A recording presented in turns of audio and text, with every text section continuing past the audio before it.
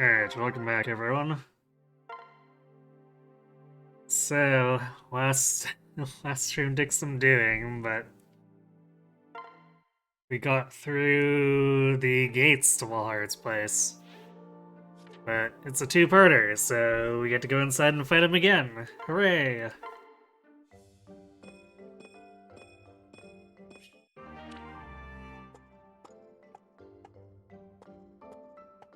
Man, 4 wasted slots in the barracks.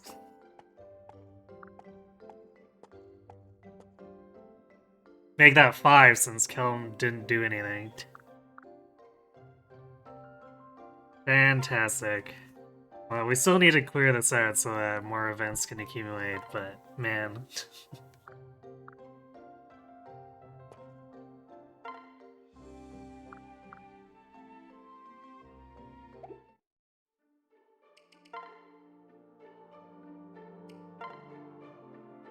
Okay, also supports, because it was late last time.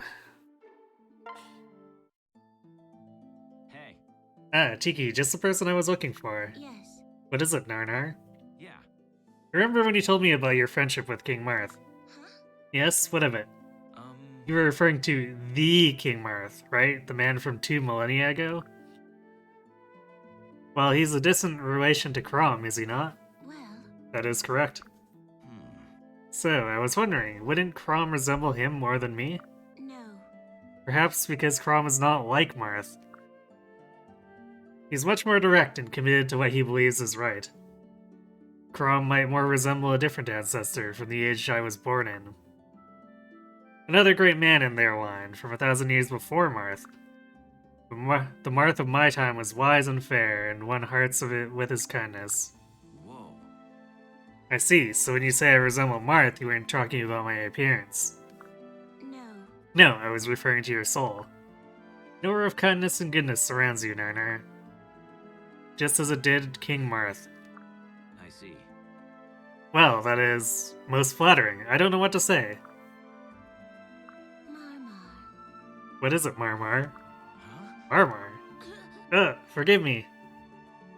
I was in the habit of calling Marth by that name. It must have slipped out by mistake.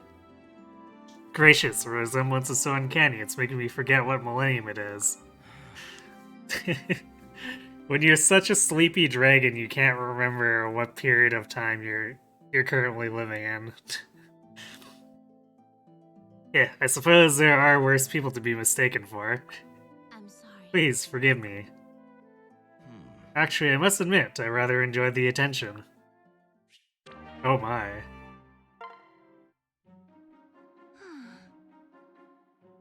Okay, that one we've definitely done at least several times on stream.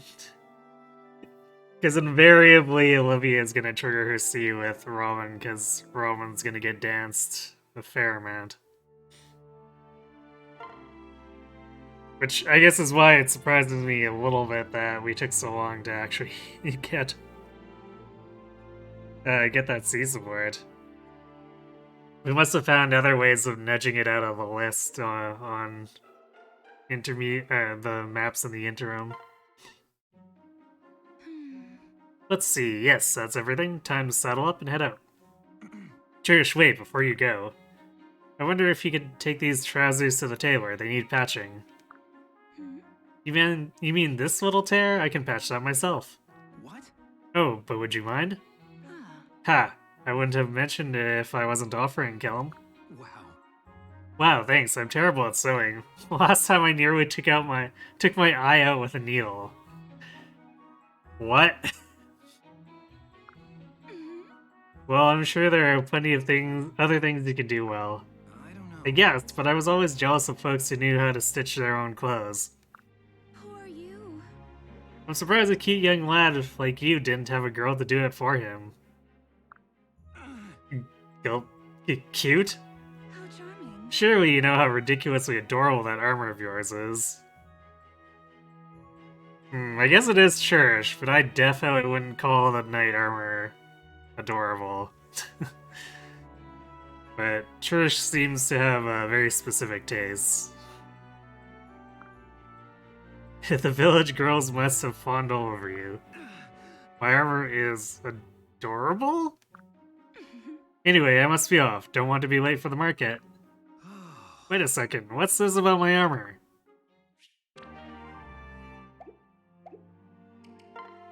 Yeah, that's a little weird. I carry only the finest. Okay, I think I'm gonna reset Olivia's level. Because she's kind of on the cusp of being one-shot or not by a lot of these enemies. And like, well, you generally don't want to leave your dancer in range of things. Sometimes it can be advantageous when you're trying to redirect counters, so... I think it would not be too bad of an option to leave that open. Even though, like, I can kind of do it with the healers, but I almost prefer not to do it with the healers. Since then it means that one of the other healers has to run over to help them. Or they run around at low health, either or. Actually, do I have... Yeah, I need to buy a second seal. We are getting one in this Wallheart chapter, but... it kind of defeat the purpose to wait.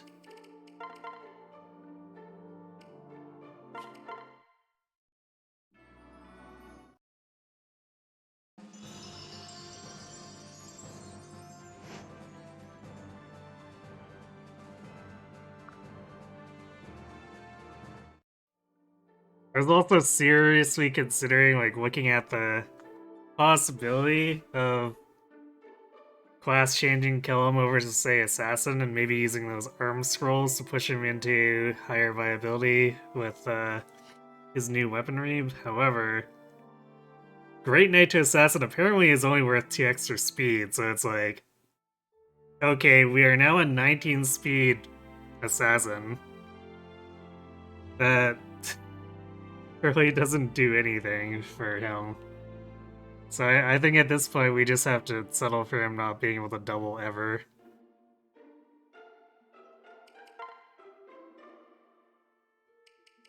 Okay, let's see. Peace Killer is going to be useless for now. Since the only cavalry indoors is Wallheart, and he's immune to beast or anti-cavalry, so instead,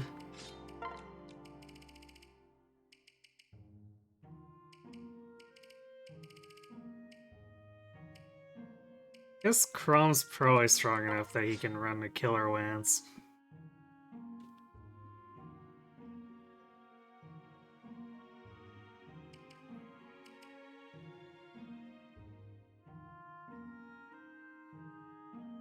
Yeah, 32 attack, as long as he's not attacking or dual striking into generals, it's probably good enough.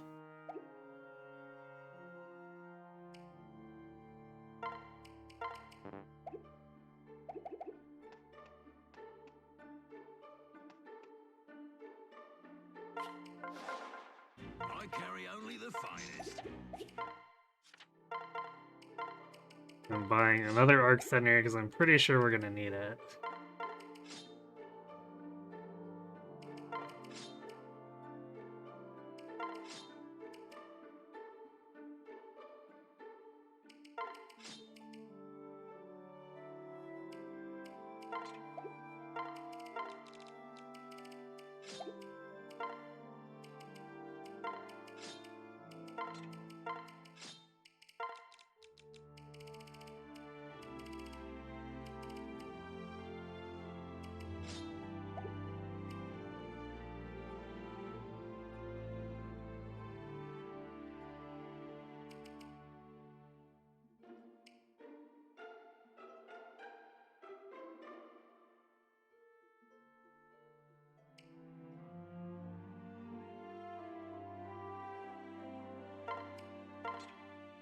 Let's stall, I guess.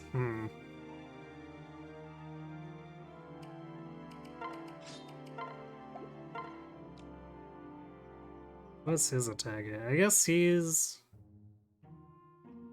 Yeah, he'd be a little bit lower than Grom for damage.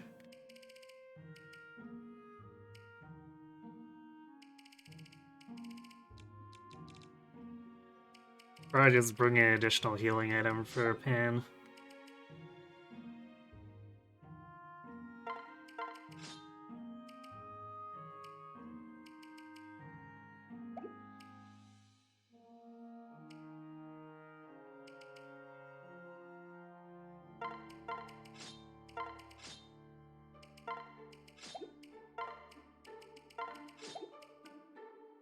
Well, this is going to hinge on what the generals have for skills too, because if we're able to go into melee, like these hammers are gonna do a lot of work for us. Otherwise, things can get messy.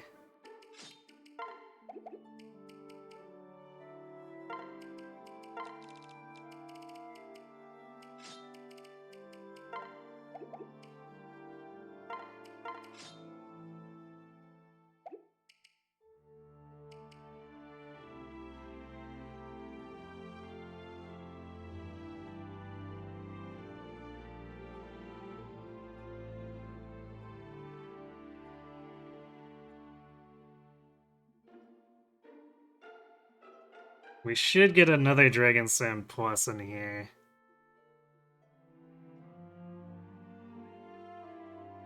Which is good, because we really destroyed the previous one in Chapter 19. So we'll have to use it a little more judiciously here. Basically, probably equip it only if we're fighting Cervantes or Exilus's squads.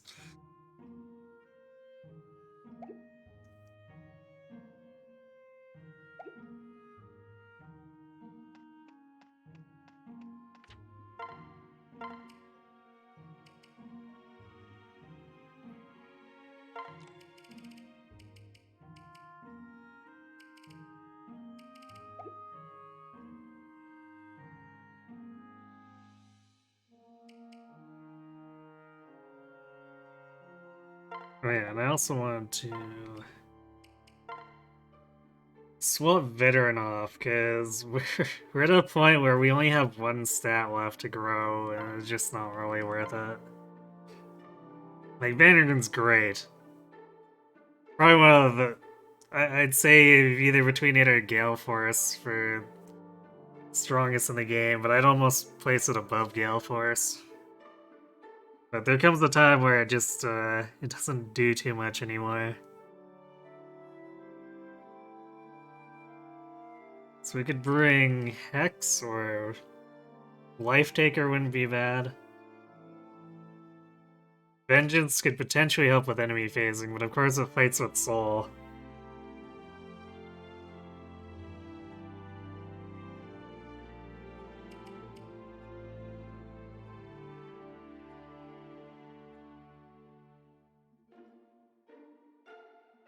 And it can also end up backfiring depending.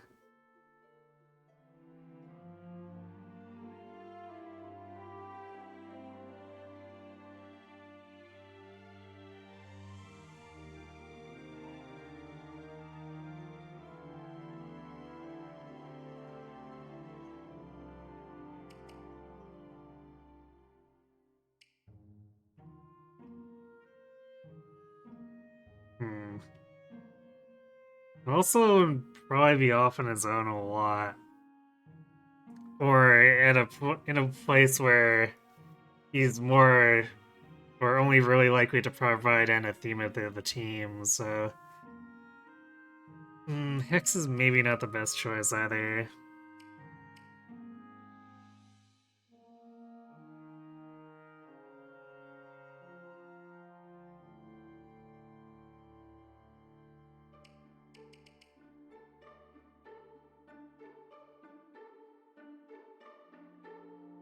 Because I could also do slow burn for that slowly building extra hit and avoid up until the 15th turn. Or 16th, in which it drops off. It's kind of a weird mechanic, but... Could do that. Probably not necessary against these enemies. It'd probably be better concern for like 23 forward. So I think let's go Life Taker. It'll allow us to be a little more aggressive around counter. We can like tank a counter and then still initiate onto something without requiring the attention of one of the staff users.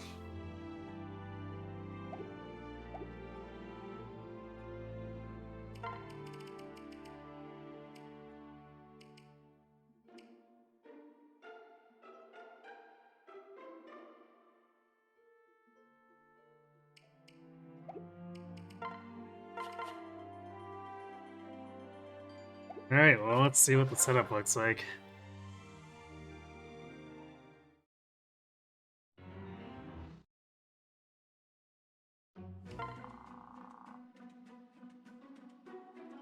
Yeah, Wallheart bringing Vantage. That's cute. If only you knew that I had Axebreaker. Oof. Alright, so this is as heavy counter as you can get here.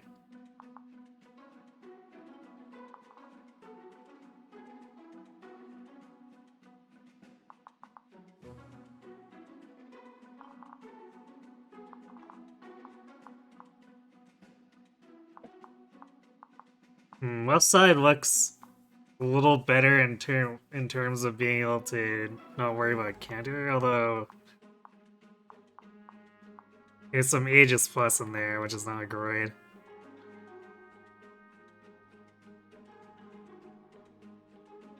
Also, if we go left, then we're probably not catching the Thief, and he'll probably run off with a Spirit Dust. Which is obviously not particularly good when we're trying to keep Sumia viable as a Dark Flyer.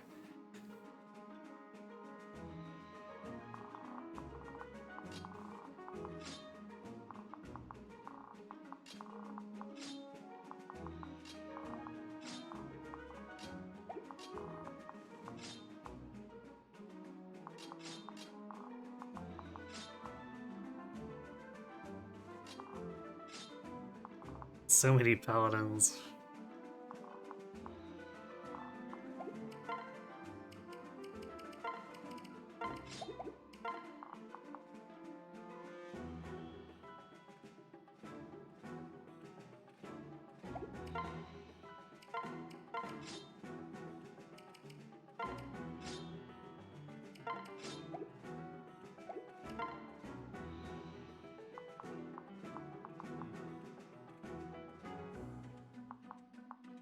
40 or 44, and then it'd become 45 against the sword.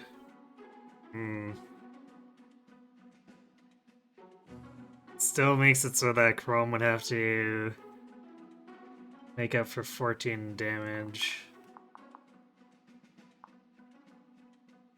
Which...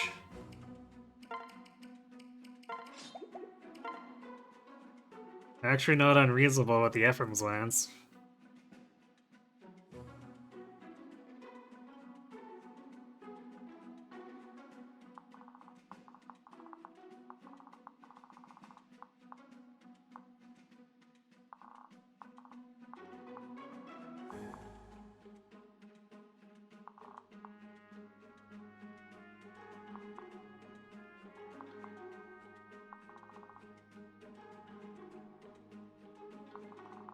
Actually, if we went up the center...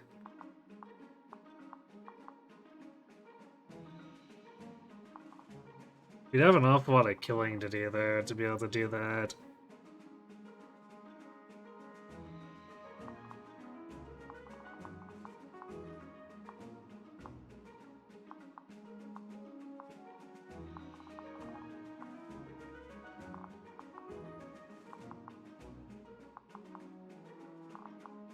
Yeah, I don't know if that's really a particularly good idea.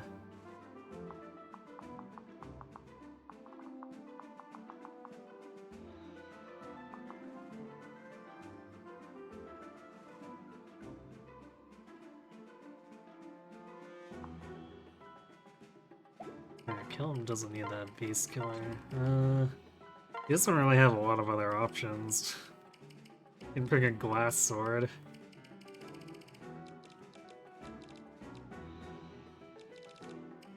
guess a healing item.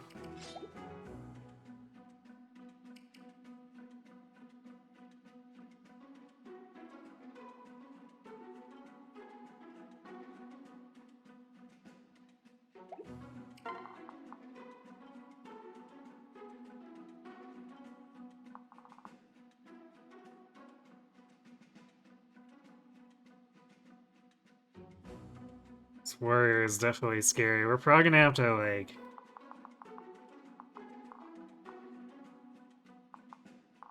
bait it out with Pan or something.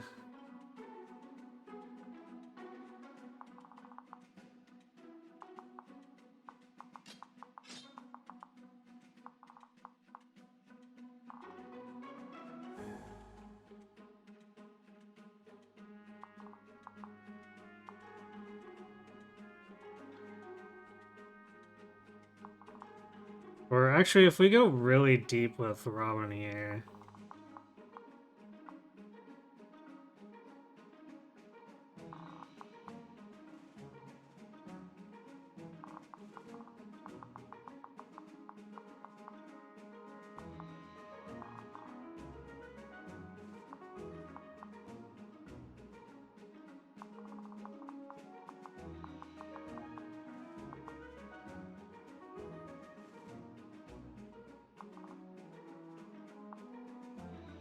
It's like, sure, we take counter damage from this hero.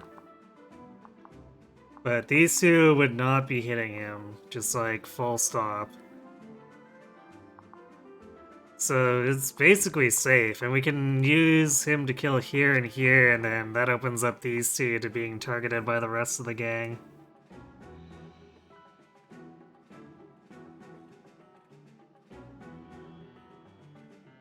So I think that's pretty reasonable.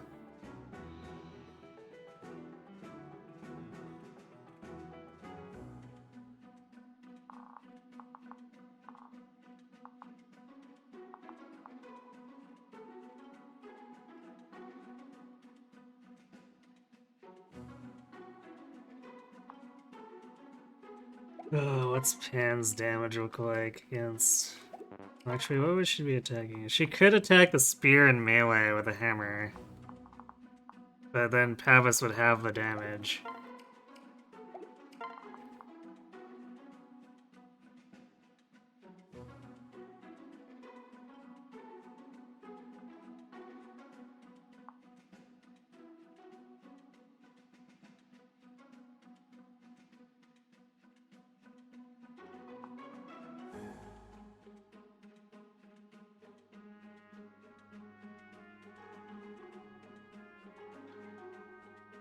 It does raise the question of who is gonna do most of the damage to, say, this Tomahawk guy, or to the Spear guy.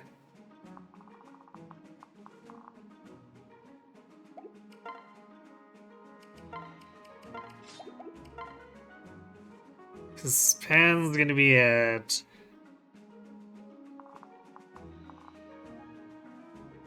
still only 5 strength extra from stall, so we're at, what's, it's 81? For the hammer?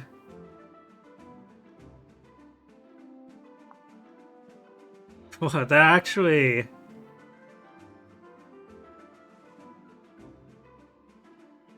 Yeah, that actually does quite a bit of damage to the Tomahawk. And it's like 50 damage to the guy with Pavis.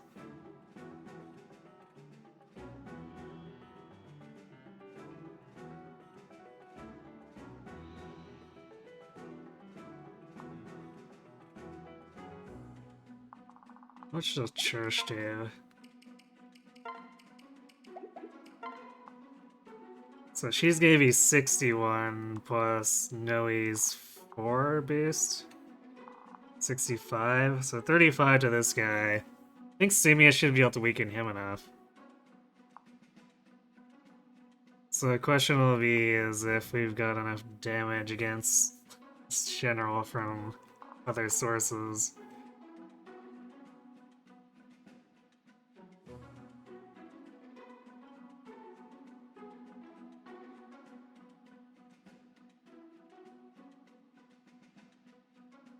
Because I'm pretty sure we want to weaken this guy with Sumiya so that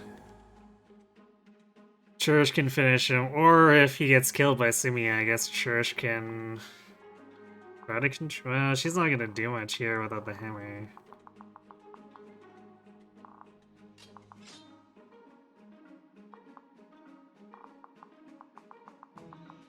So she'd also have to go into melee. I guess she's fast enough to double, so that'd be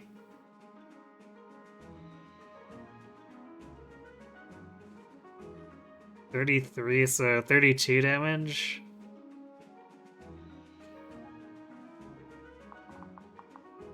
Pan would have 82 up for, or I guess, let's see. Cho should also have the weapon trial advantage boost, so it's actually 65 or 66, I think. Yeah. So should do 34, and Pan finishes them off.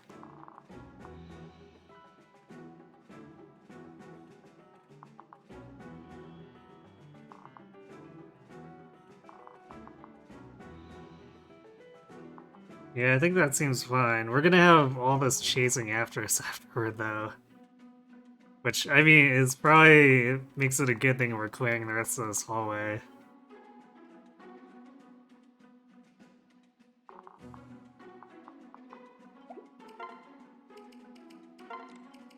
Alright, so let's give Strength, Magic Tonic to Sumiya.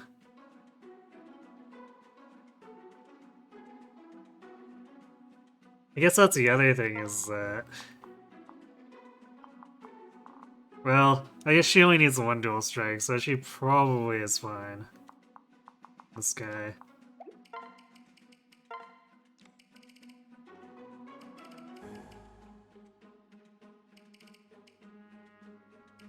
Let's give her a hit point defense tonic, and then...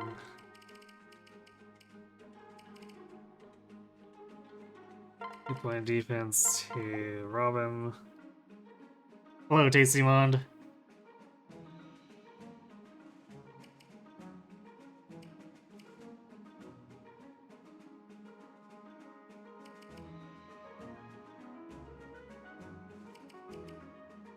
I think I should probably do a strength tonic with Pan too. Because, like, the hand axes are kind of falling off a little bit. She has no problem if she's in melee, but, like, you can't always do that, unfortunately. Alright, so we really have to move, but... I think we've got a good setup.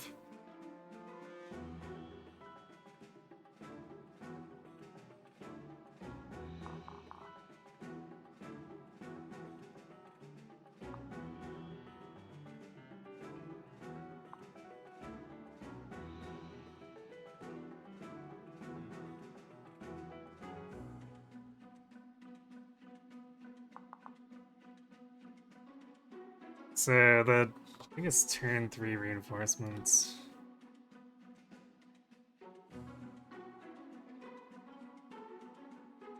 Or turn 4. So we have until after turn 3. So we gotta kind of rush hard up this right-hand side.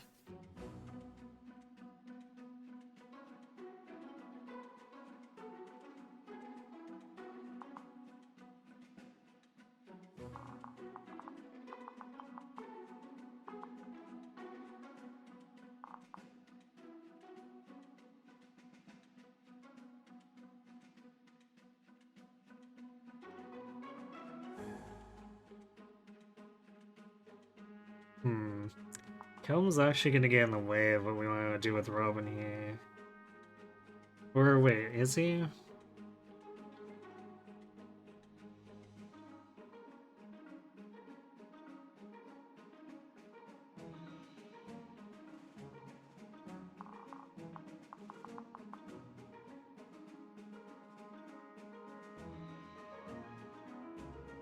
So Robin, if we do Olivia here... So Roman's killing that one from here. Assuming it finishes off this one from here, or weakens it.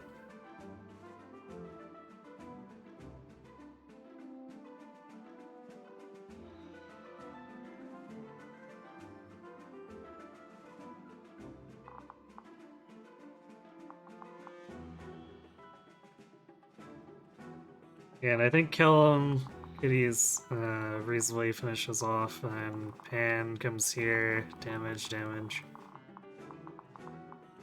Our staff users might need to pair up to escape getting attacked.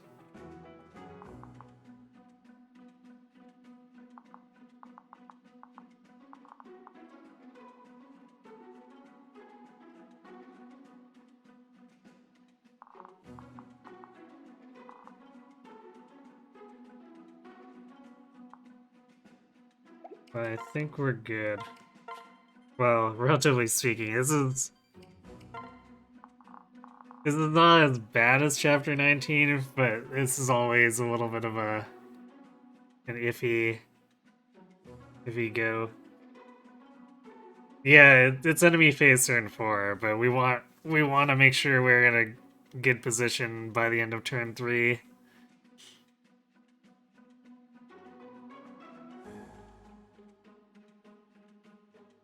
Because if we're not clear of here by 4, or by turn forward, chances are we're gonna get stuck, and then the reinforcements will show up and kill someone, most likely.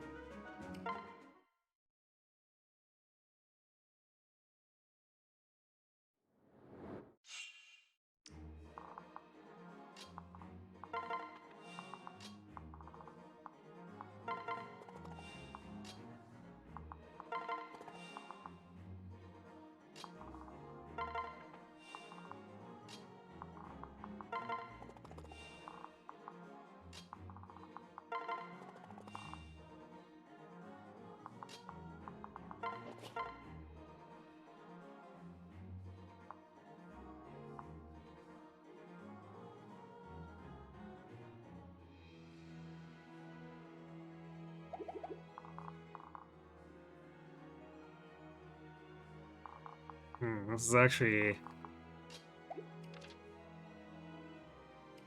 I guess something where we could use a killer.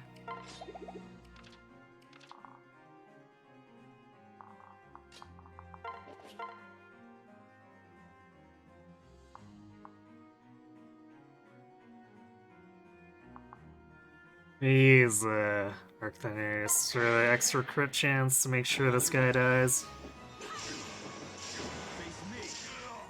Oh, thank you.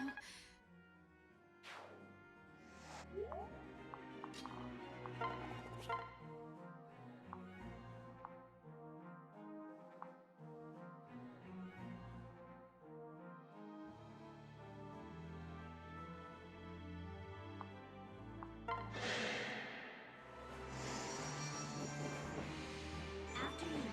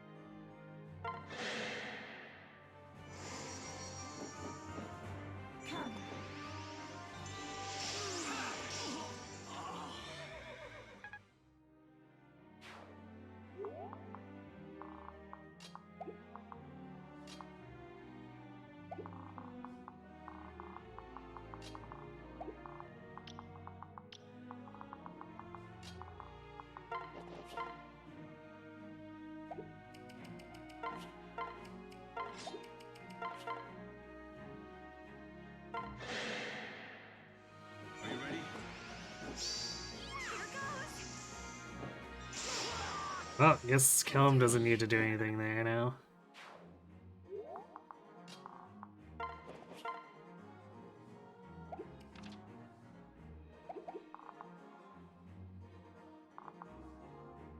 I don't think there's any way that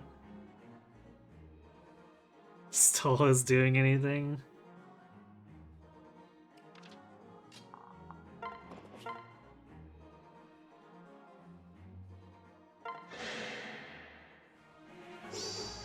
Come on.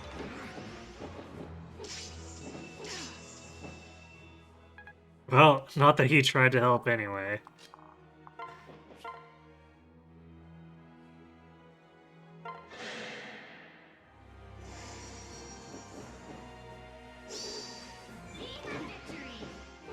Over here. Moving on.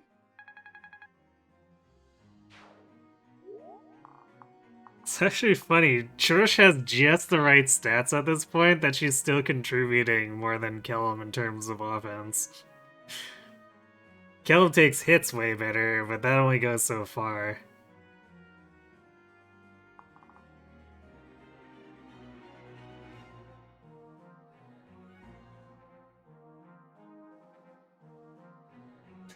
Brad, you're struggling with whether or not to tell everyone here that your parents are both from Bomb. Oh dear.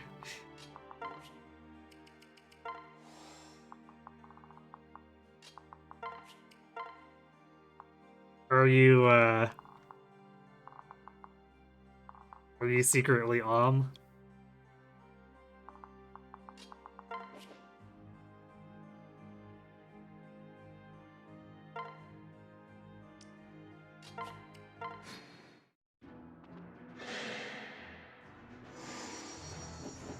Yeah, we take 42 damage here unless we crit. Which is fine. Because we got breakers against the other two here, so...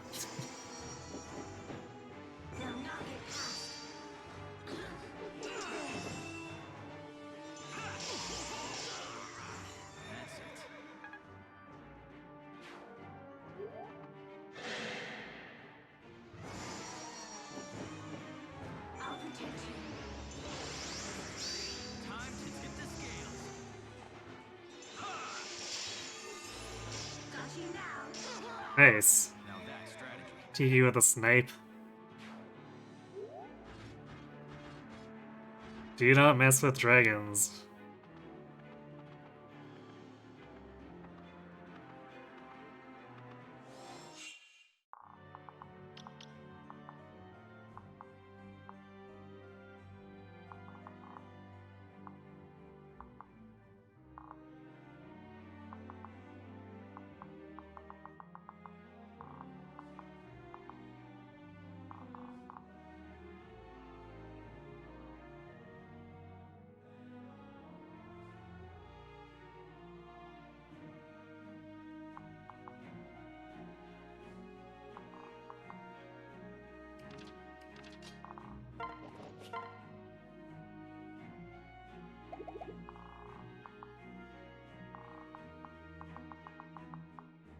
Damn. Can't quite reach.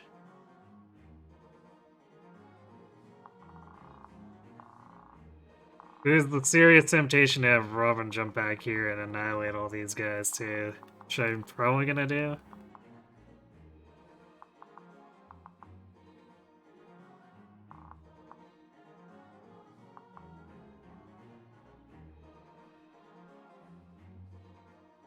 Actually, if we do it from here, we could probably come back over the wall here, and that puts us in a better position for retreating afterward.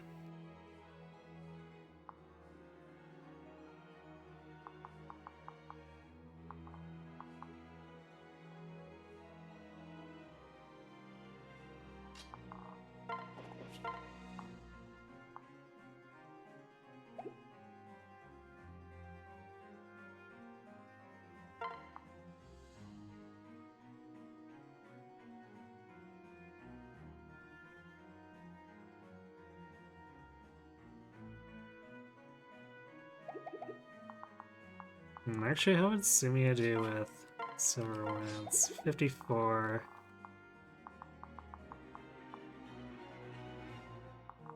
Except she doesn't reach because she's not close enough for her melee.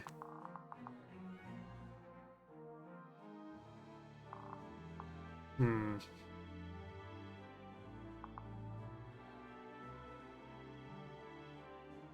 So yeah, probably have Pan set this up so Sumia can bounce off.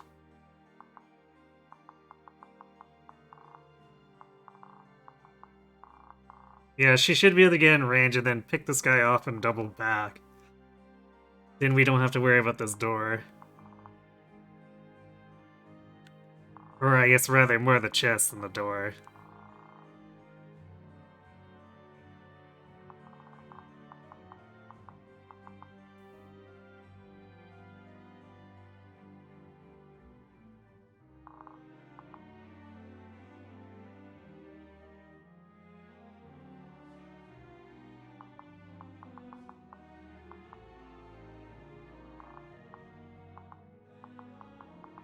Yeah, I think that's what we're gonna do here. Can we do enough damage with... This guy has a little too much for hit points, and Tiki's dual strike is still in a place where I don't quite trust it, even though we got 40% crit. Granted, I guess we could have someone else finish him too.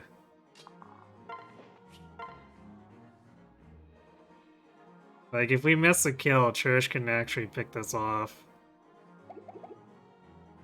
Without needing to use the dance on Robin. So I think that's what we're gonna do. Which means we don't want Pan here, but here.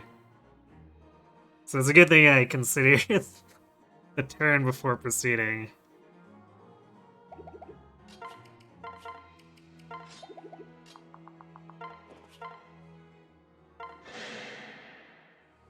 Careful now. Let me out. Actually, if we go into melee with Sumia... Yeah, we can actually get that thief now.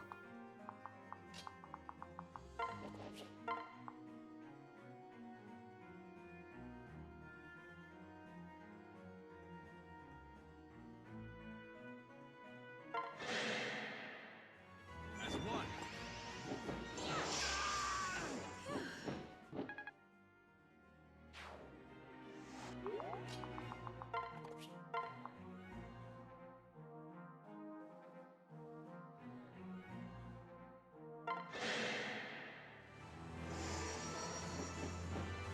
You're safe with me. You're finished. Checkmate.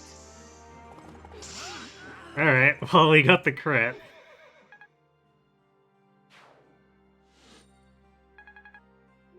So there we are, the rare Leaf's Blade use and the Life Taker proc. Unfortunately, we didn't proc the 49% chance for Boolean. Your full name is Bradhart Onlinery. Oh my.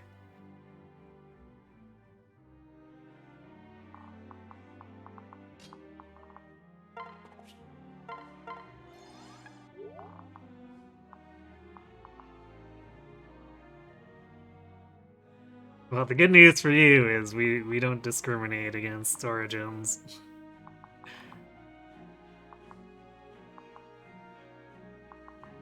That's quite a bit of win applause, but we're fighting a bunch of stuff we're gonna have breakers against, and they shouldn't end up killing us anyway. Just because even if they both hit, it's still not gonna be quite enough damage through our massive 50 defense.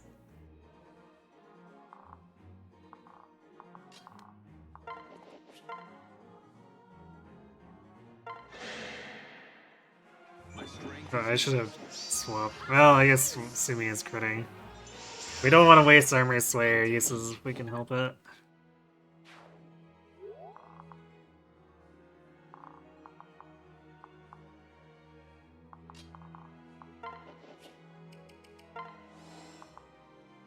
That juicy +4 magic and speed here.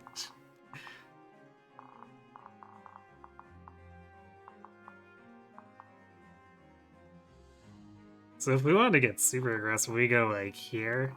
That pulls most of the enemies. These guys will not be quite there, but I don't know if we want to jump in the range of 4 win a plus. That might be a bit much, even for base 50 def.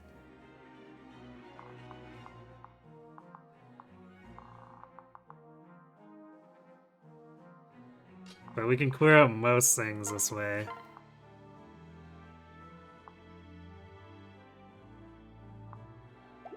I think we're gonna go for the Aegis guy.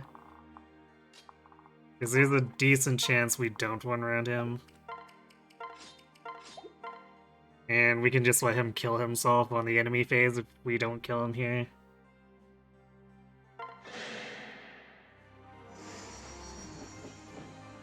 protect you.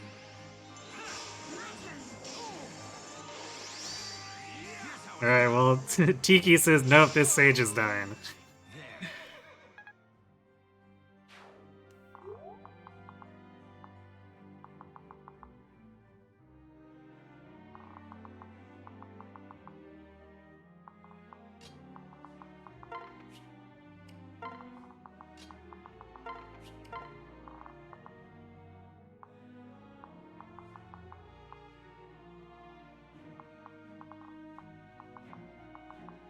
Yeah, so what up here? Yeah, this is actually shaping up pretty nicely as far as just being able to muscle through here. I guess that's a nice thing about having two Wyvern Lords, even if Trish is not the most invested. These nominal stat ups plus hammer is still pretty deadly to the generals.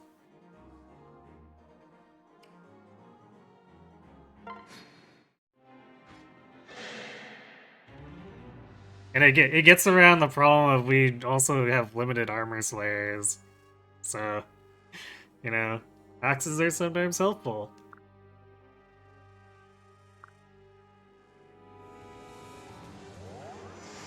Get ready. Time to tip the scales.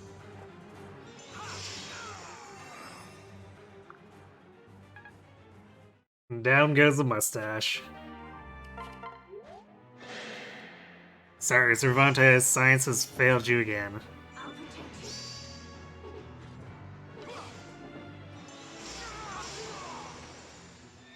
Right.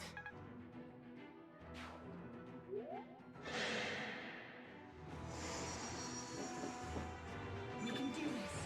Pay attention. You're finished.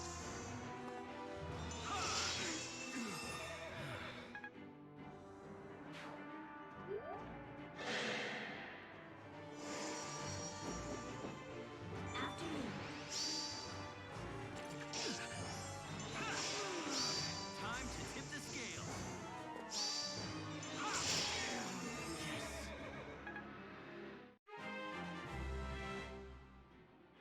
Yay, an empty new level.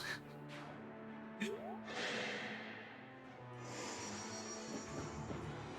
right here. You're finished. Right.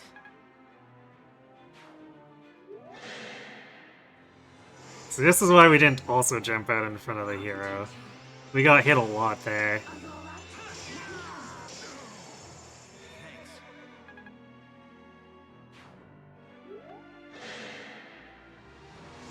And in theory, these sages might feed us back a bunch of health.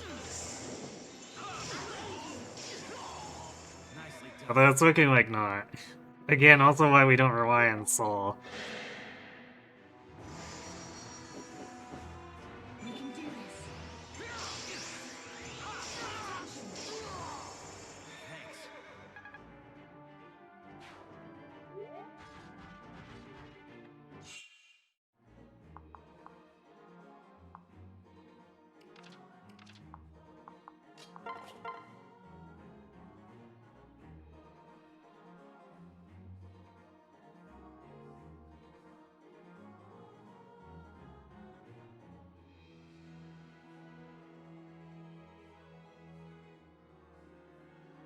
So this guy would end up doing what?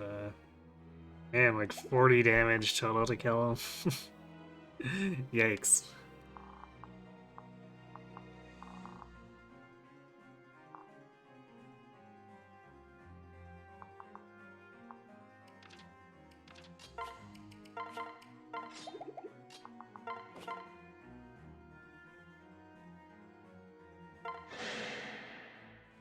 You can do it. And so it ends.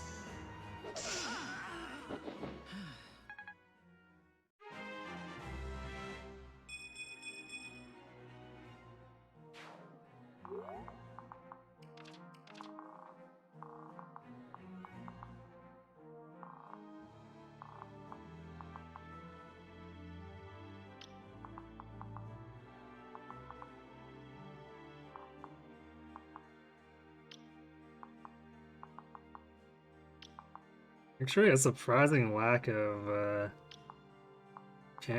concentrated counter. Like the generals having counter are a lot less problematic than the infantry having it.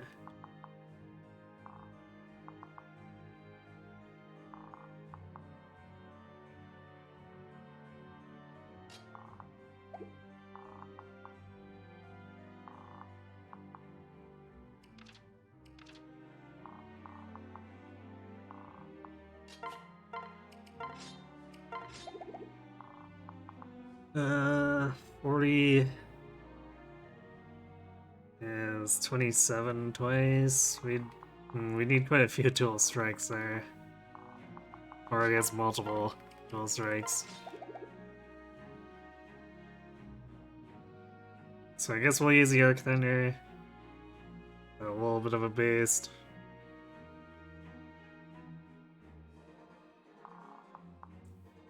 So we do want to get this guy out of the way.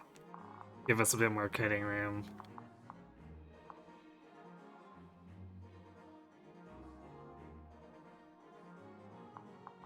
We could also have Lissa provide rally magic.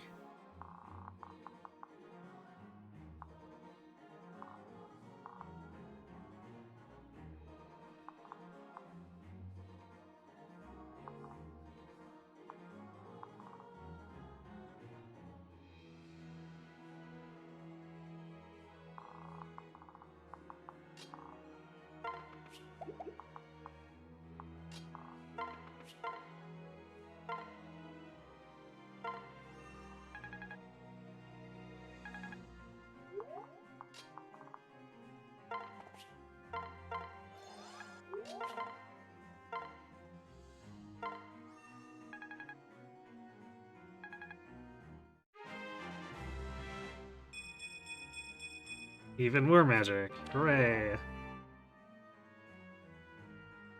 Also, now Libra provides magic with his rally luck. So we have a few options.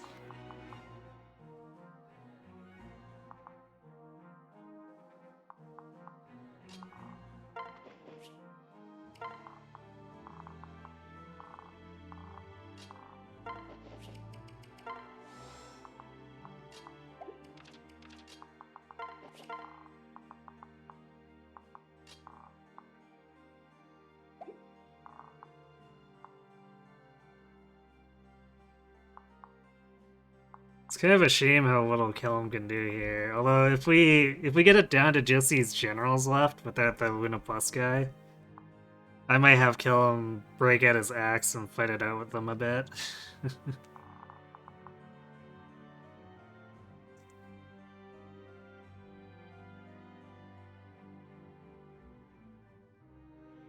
Actually, with Sully as a paladin, Kellum's got 22 speed. He's rally speed to bump him to 26 too. Although 22 is enough to double any of these generals.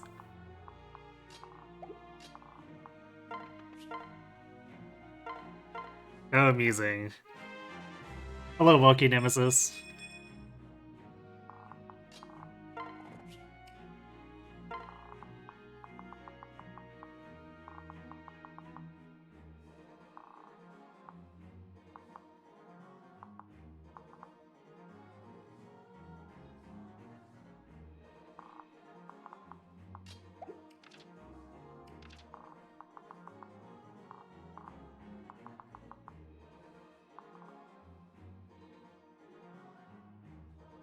I think I want to pull this longbow down first. These guys are gonna kind of catch up if I do that, so Kel might not have a lot to fight afterward.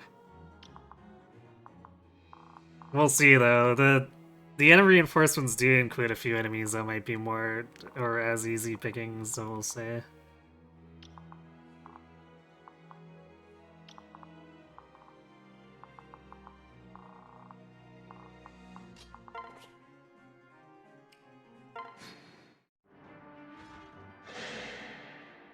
On my mark. Think again. And we're not done yet. Nice. Look at the next one.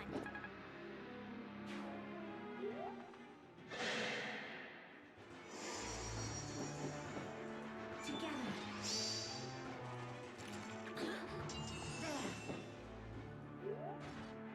There. Oh, they're chasing Pan.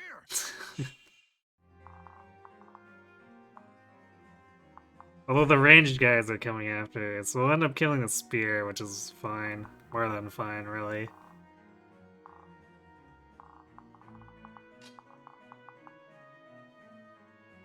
I think Sumia should be okay killing this guy. Yeah, 46 and then another 12. Yeah, she's gonna be hurting, but it brings them down to size for sure. Actually, I wonder if we kill this guy. Or try to? How much damage do we do? Yeah, dual strike from... So we could kill him, come back here, lure him out with a short spear.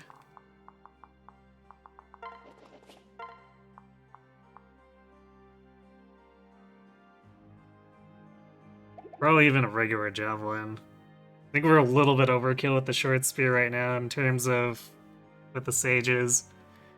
Short spear is what we'd probably need if we wanted to do that to the heroes.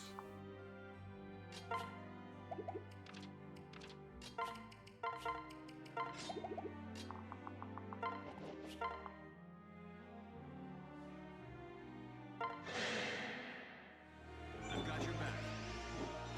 Face me.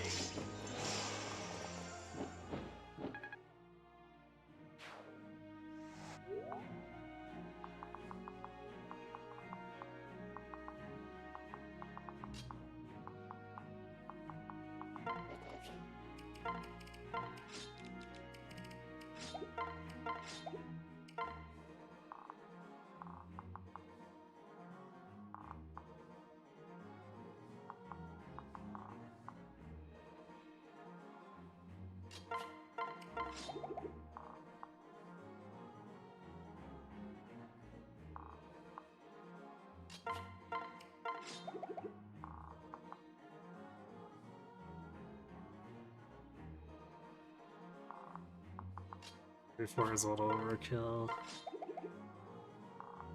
So that'd be exactly, yeah, 40 twice. I'd probably use the Arc Thunder if I was running up against Aegis, but we should be fine here. I believe in you.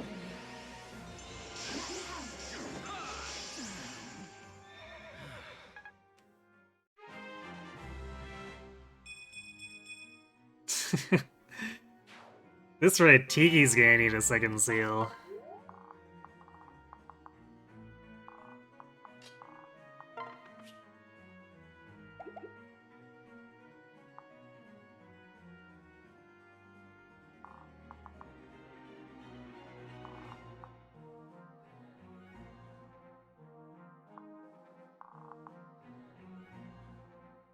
I think these guys appear a little bit forward, like, right here.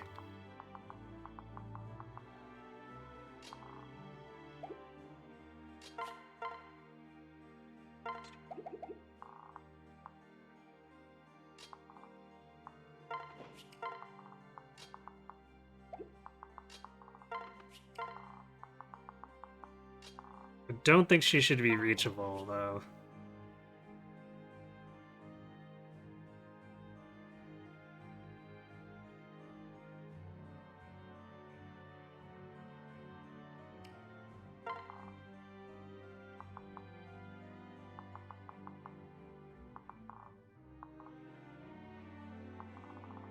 But just to be sure.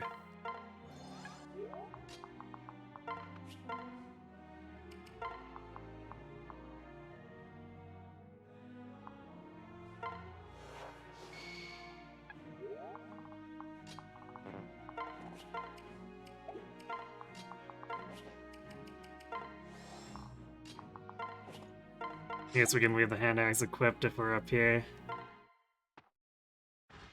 Okay, I guess they don't appear for it. But for some reason I thought they did. Together. Are you alright? I guess it's been a while since I've had to actually be concerned about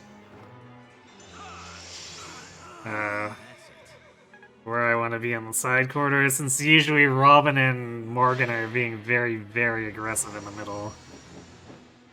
They'll not get past.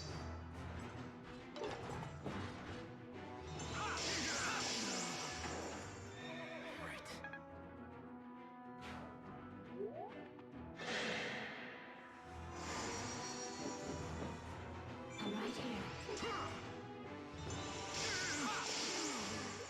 Yes.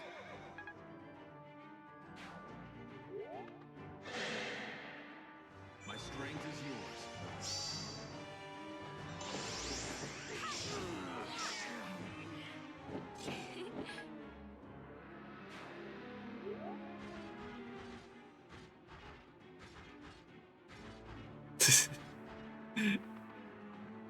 Alright, Volby's troops. Plan is to run around a lot, because we don't know what we're doing.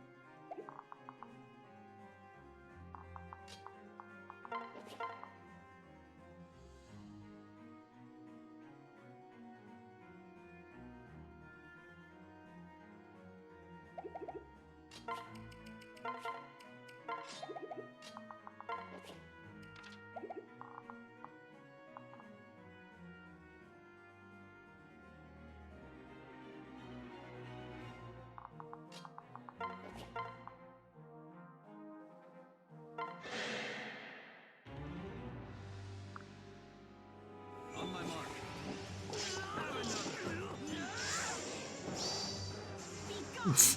Of course Sumia gets the crit and not, you know, the guy with the killer lance.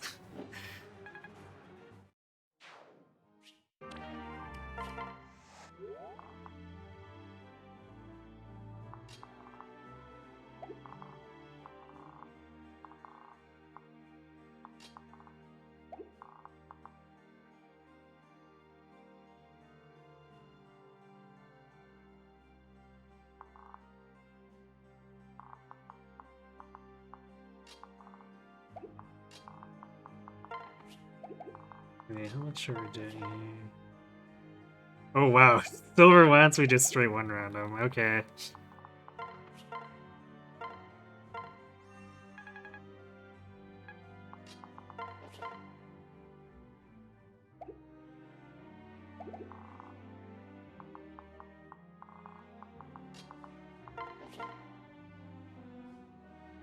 Or I guess we would, except I guess he's got Pevis. I almost forgot about Pevis. That would have been probably a little tragic. Although Robin can come up and actually help if we need to.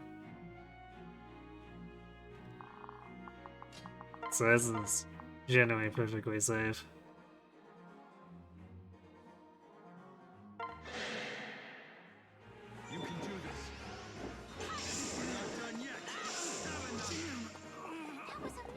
Damn, Chrome. Trying to scare us. Yay, more speed. Oh, I guess it's in part because we've capped out skill.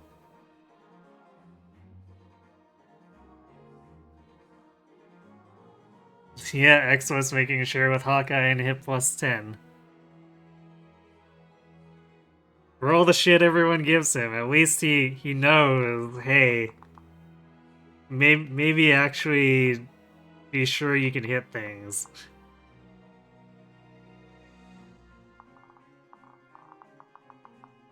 At least as long as he wants to still live.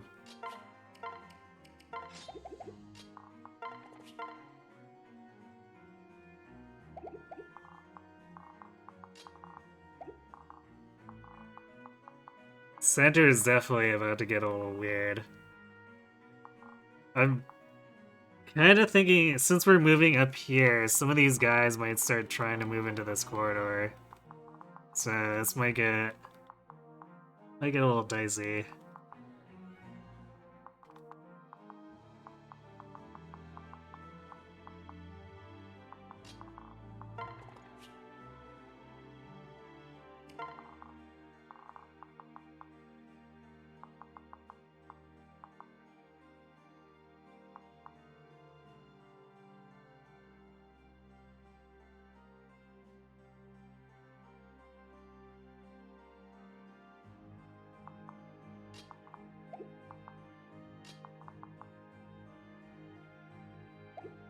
Kind of hard to know what I want to do with Church. Like, I guess Church and Kelm kind of want to double team the generals whenever they can. Because it's the only kind of easy source of experience for them on this map, really.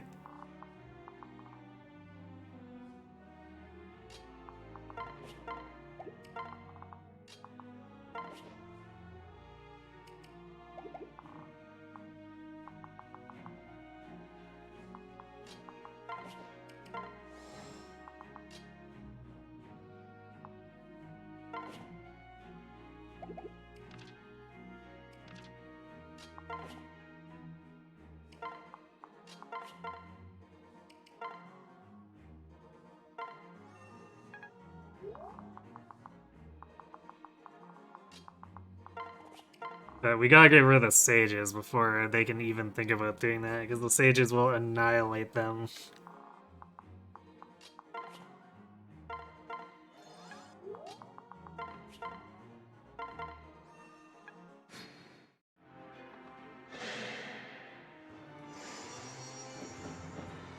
You're safe with me. Nicely done.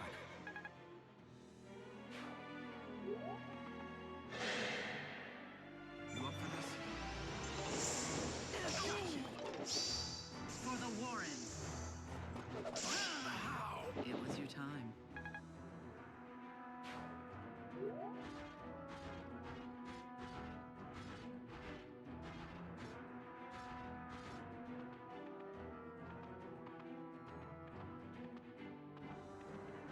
Hmm.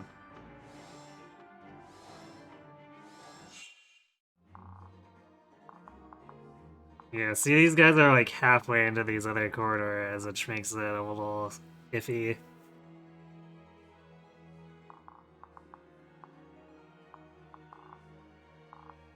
We definitely can't have Pan dealing with Excalibur.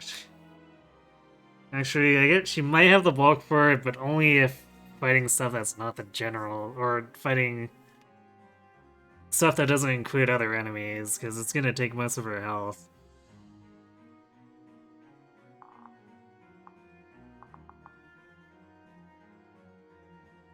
Yeah, she's losing like 50. Oh. Yeah, even with 20 some hit points left, she'd get potentially chipped out.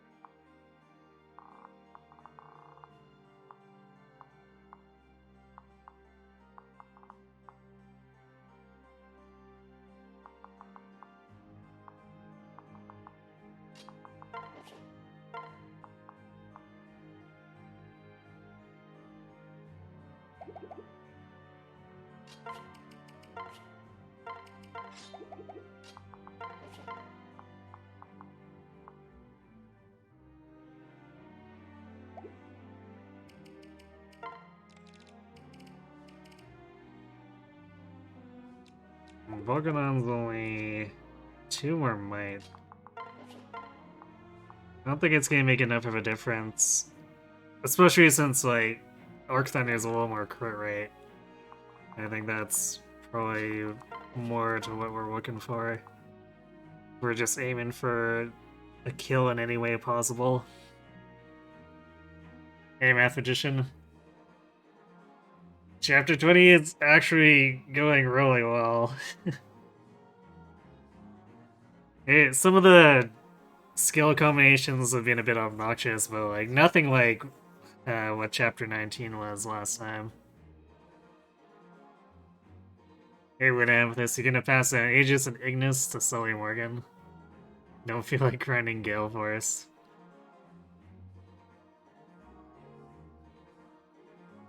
Fair.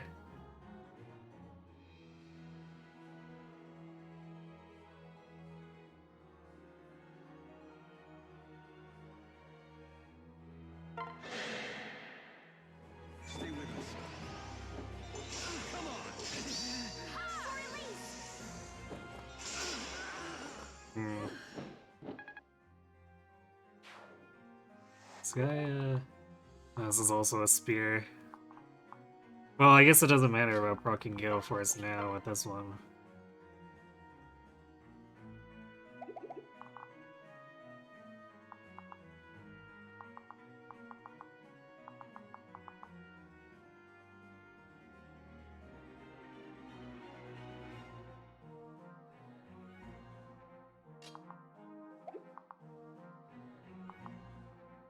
Assuming I could stay in. We wanted to save a rescue here, assuming we kill both of these off. Because it'd be 49 against normal defense and then 50 against halved. So that's 24 and then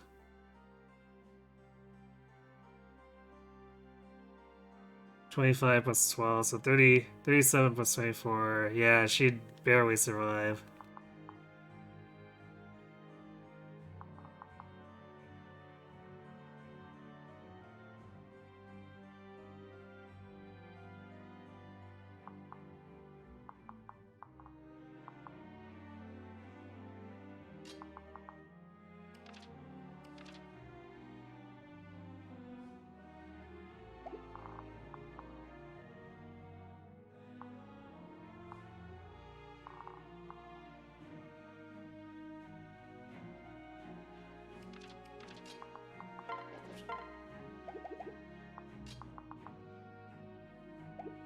I guess we're already providing anathema here.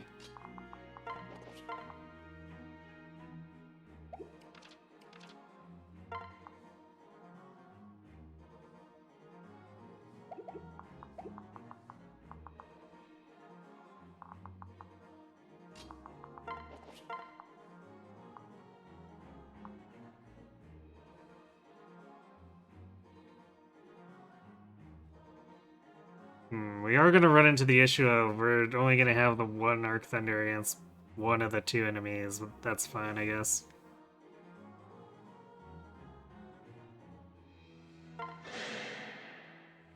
Stay focused.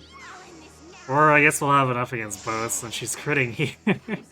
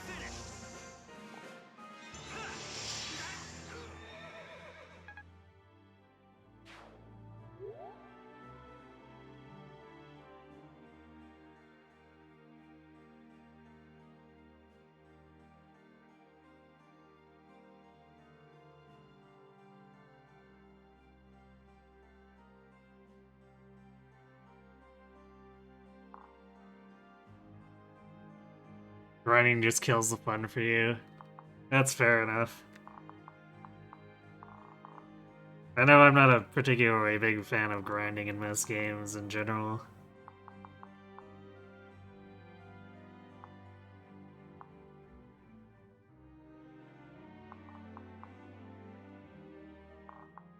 This general's also gonna have a terrible hit rate.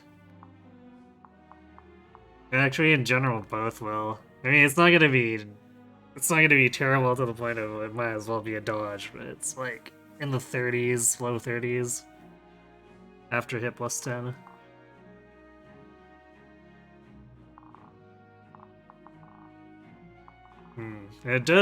This kind of can create the space we might need here.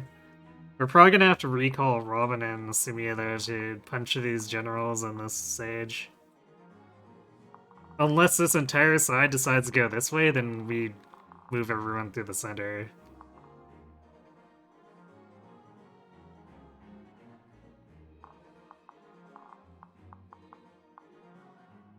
We're getting a physic back, so I think I'm gonna top Sumi off too anyway, because we might need to have her in a shape where she's directly fighting stuff next turn.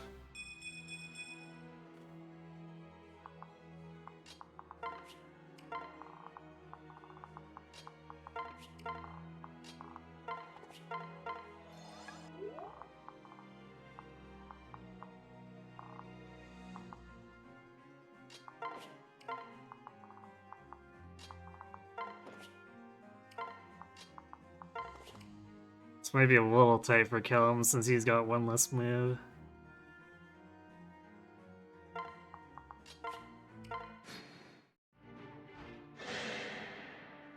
Stay with us. My turn. Very good.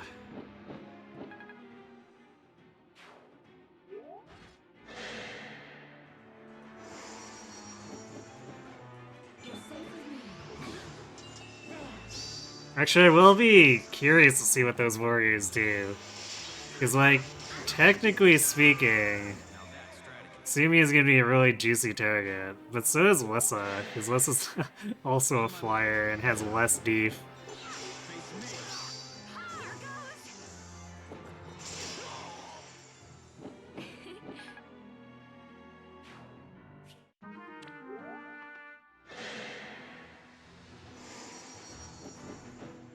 They'll not get past. Here's how it's done. No way. Nicely done.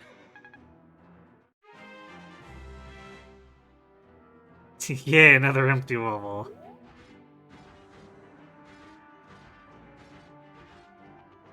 Okay, they're going straight up, I guess? Yeah, they're going straight up.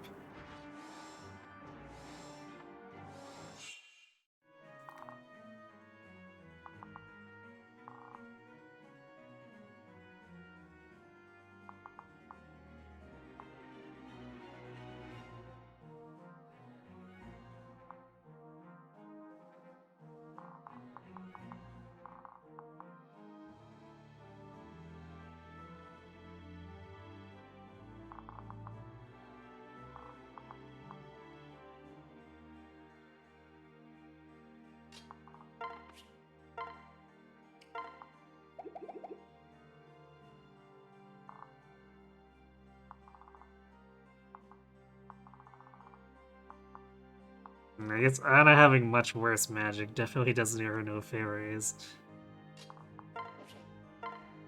But I guess we haven't really been using her every single time, so it's not really her fault.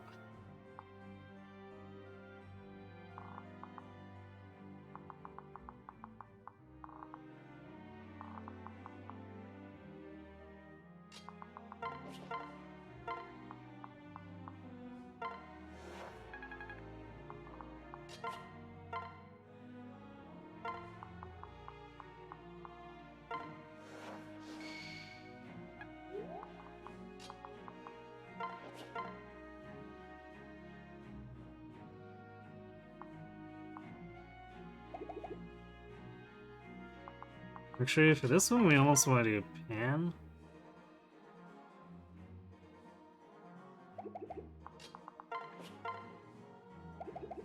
Yeah, it makes more sense to do this to get past Ages, especially since he never bothered to bring even regular Pavis.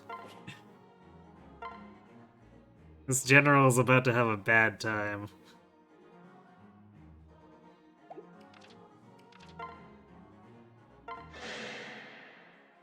Look out.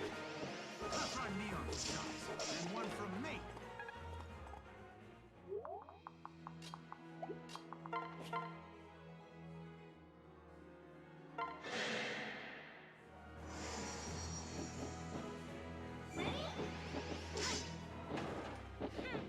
Victory.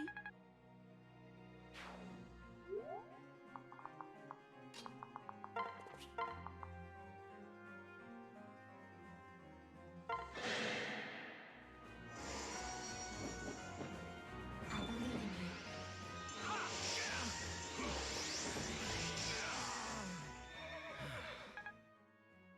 That guy actually had listed hit through Tomebreaker. That's kind of impressive. Yeah, the generals are definitely. I mean, they're meant to be bulky, even with the low res. But of course, in Resetless, we never notice it because Morgan's just like, "Well, I have so much strength, I don't care."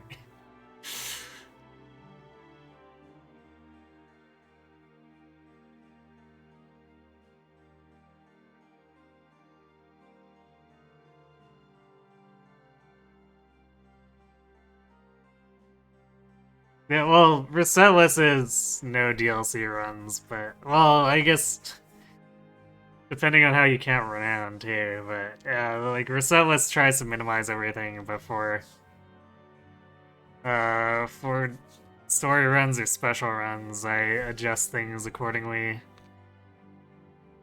Especially if I'm using units like Kelm as a frontliner.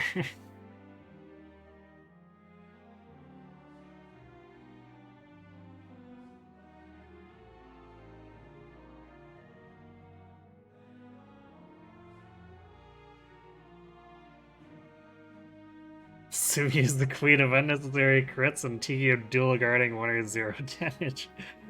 Yes. Although in Tiki's case, it's... I mean, it's kind of the natural progression of the stats. Because Tiki's pretty bulky, Robin's pretty bulky, so their dual guard chance is actually pretty reasonably high. Like, I use air quotes around that to a degree too, because in Awakening you never really get a particularly high dual guard chance, but it becomes just high enough for you to get troll moments like that.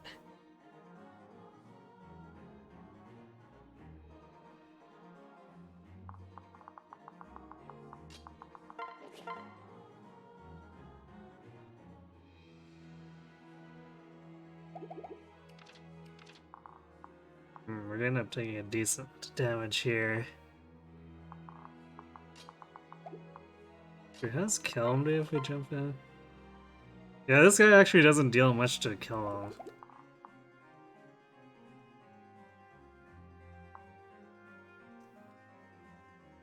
So, like, if we end up injuring this guy and not being able to kill him, then Kelm can probably just muscle through the rest.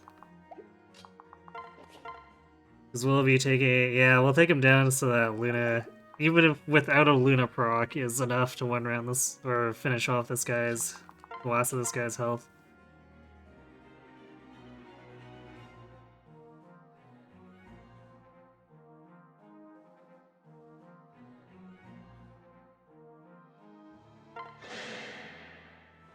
Are you ready?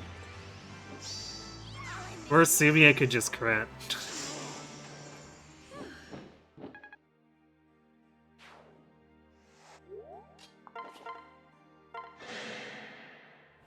I've got you. My turn. Come on. Oh, thank you. Well, when Kellum could get kills, Chrome was like, I'm a double dual strike. Because, like, one would have technically been fine there to set up Kellum to just poke the guy to death.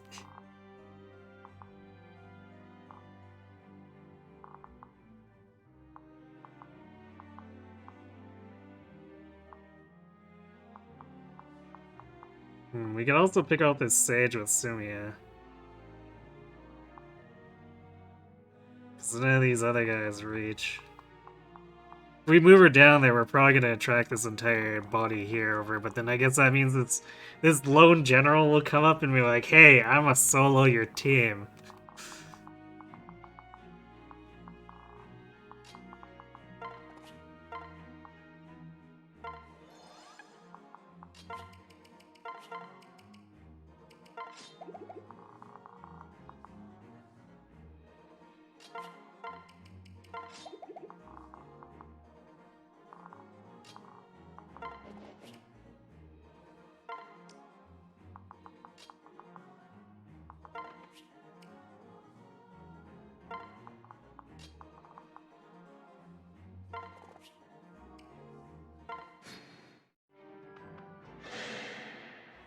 Are you ready?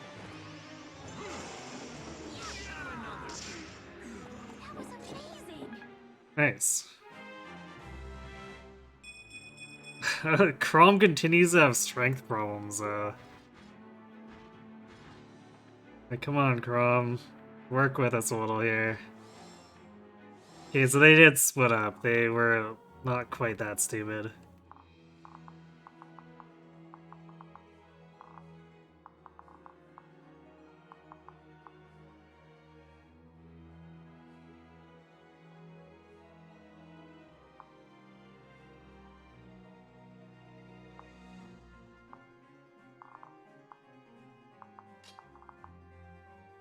Although they were still pretty stupid.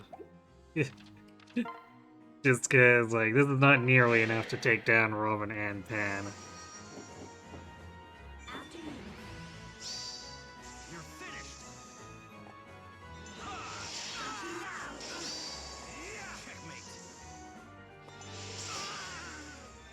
Right. You really like what Fates did with dual guards. Yeah, I mean, I really like the increased predictability of having the charge gauges. Like, that's why I like Heroes gameplay so much with the specials. There's a certain rhythm, there's no percent chance procs.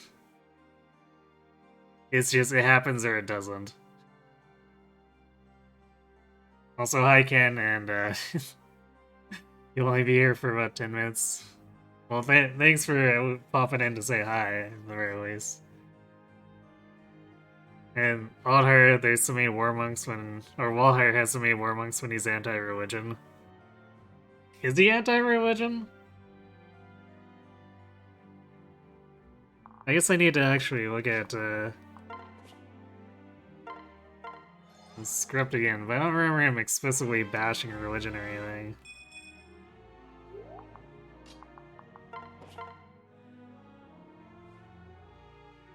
It's just an exact one round.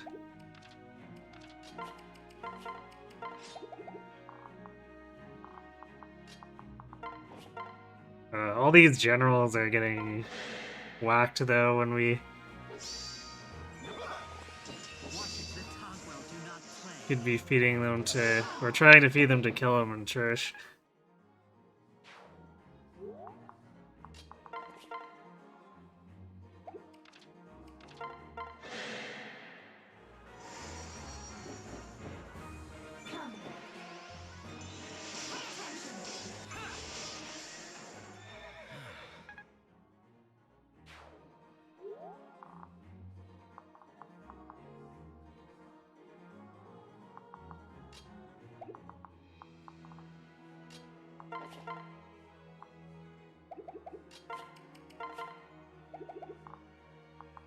Yeah, we might use a sword here.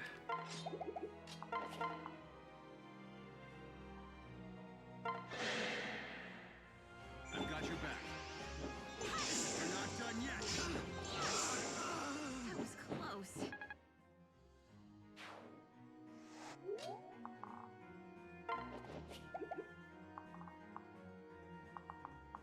We might have an easier time isolating the generals at this point. Or I guess general... Yeah, there's still two generals, technically.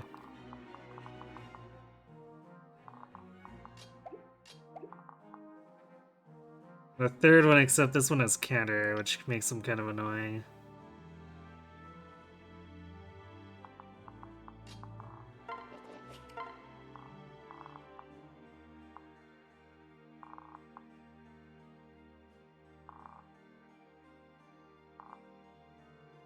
Kelm could actually pull this guy. I'd kind of rather him leave his axe equipped though, so assuming I can get him next turn.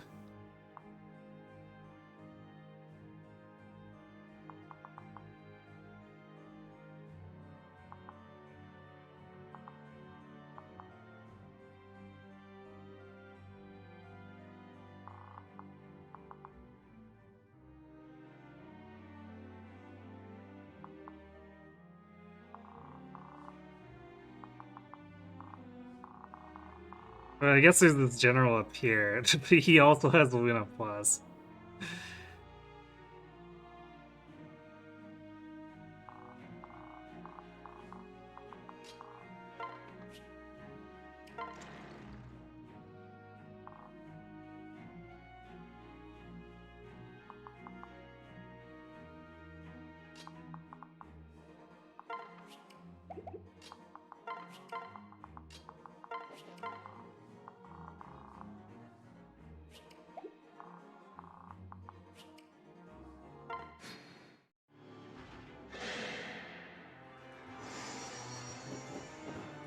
They'll not get past.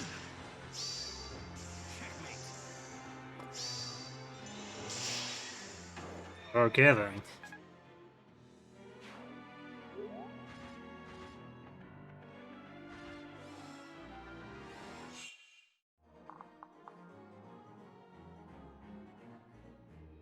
I guess this hero will be a good one for Kelm to fight. No Luna Plus and 51 whole attack.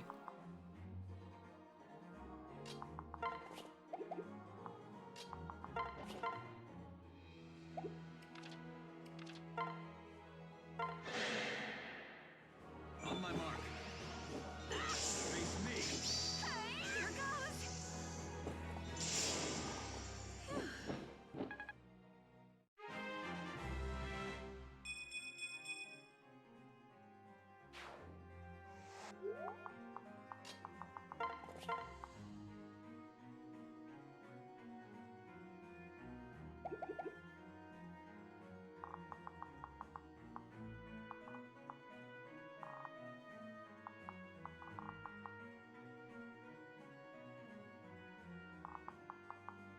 And we can't get this counter guy without also killing this one, but I guess whatever. We'll work on these other ones with the other units then.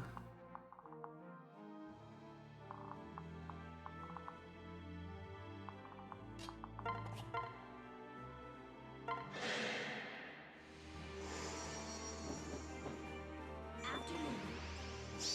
Time to tip the scales. Got him now. Thanks.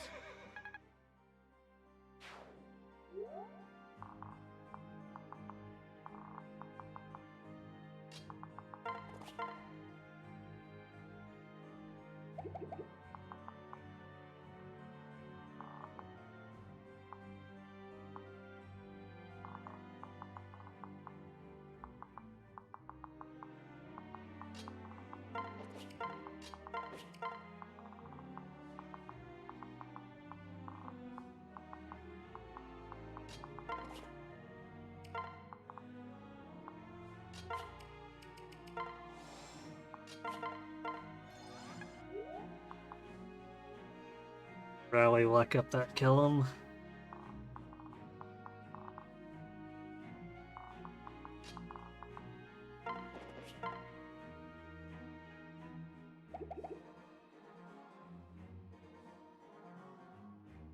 We'll keep Pan on standby in case we need a little bit of help here. Although we do have Sumia here, so it's probably overkill.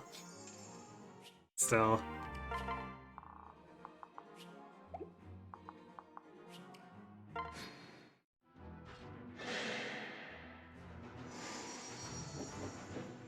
Together.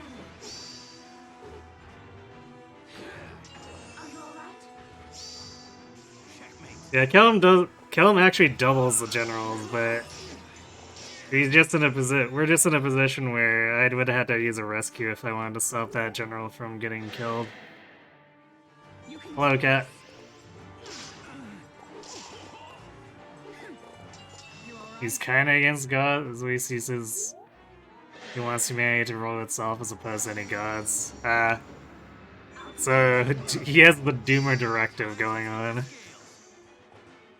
Or I guess Rudolph directive? That's closer.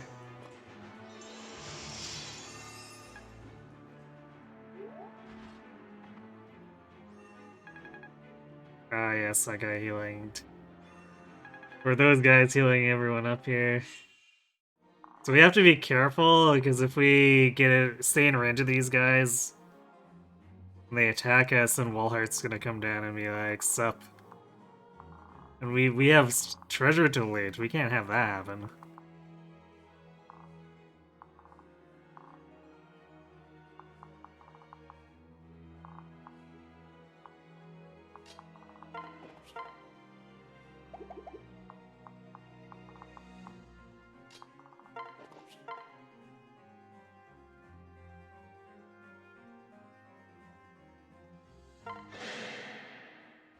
It's all right. Be gone! Maybe he just loves those crits.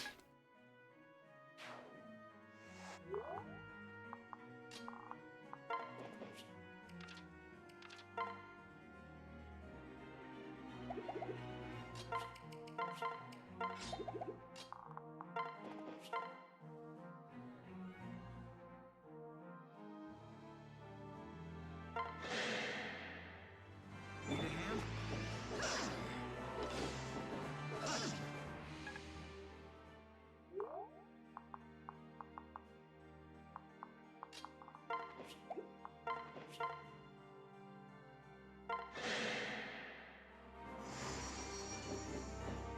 We'll be fine.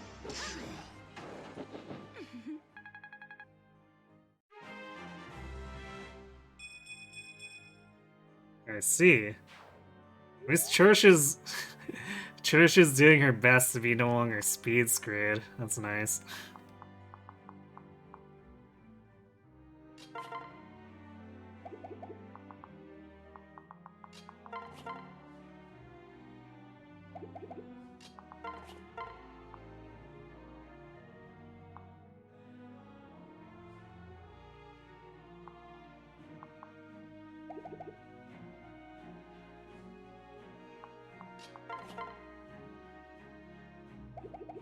Guess we have to use the Luna. Well, I guess either we use Luna first and the Bronze Sword second, or the other way around. So that's the only way Kelm's getting this kill.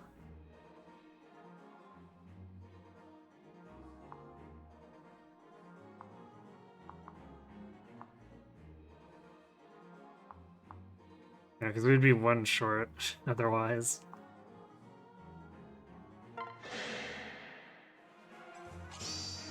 Gotcha covered. So no axe training allowed, I guess. Watch it! It's gotta block that soul that would heal for no damage, or no health.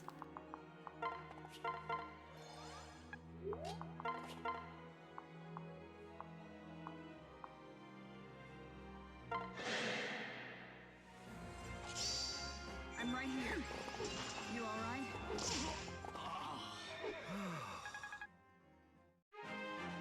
Level 13 Kelm!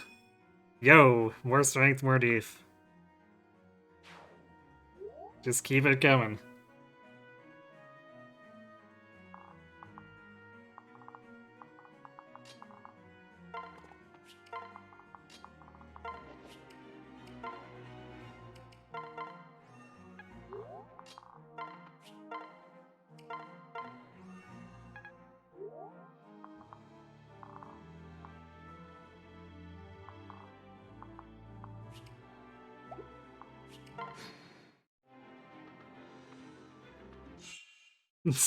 Okay, I guess he's coming that way.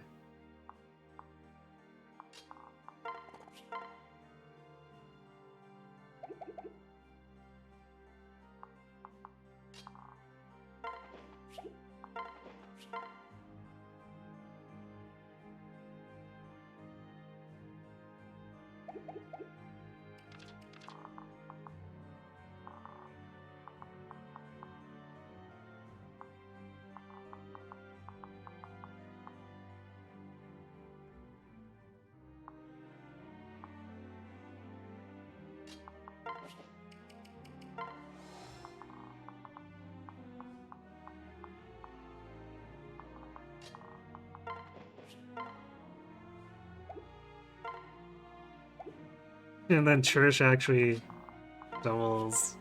As does Kill him. Rally speed too strong.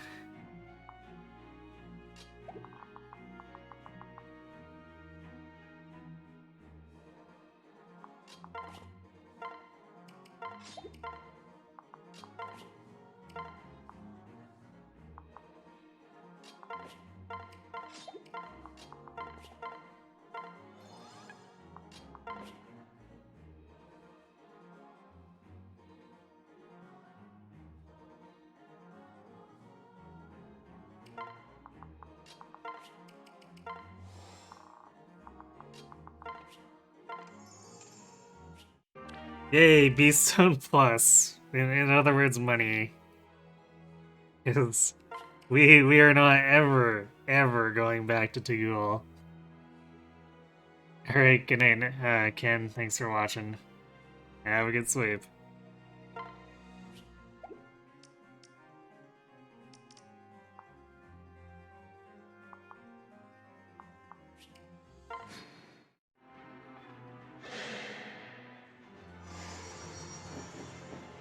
Don't overdo it. I got you. It has been a pleasure. Wow, Gurish annihilated that guy.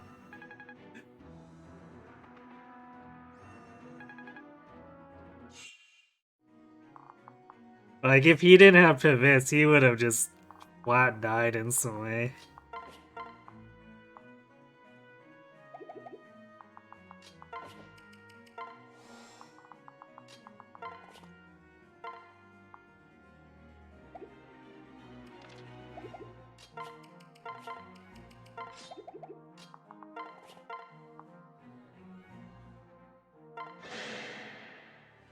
Over there. You're going down.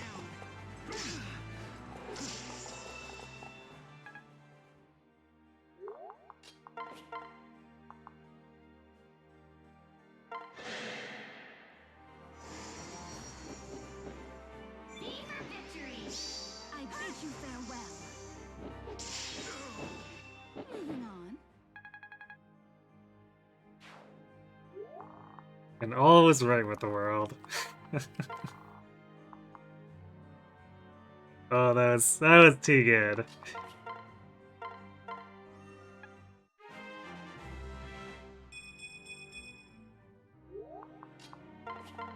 Alright, so we're gonna double back and kill these other guys down here too.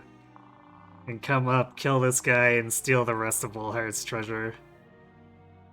Then we'll deal with these other guys.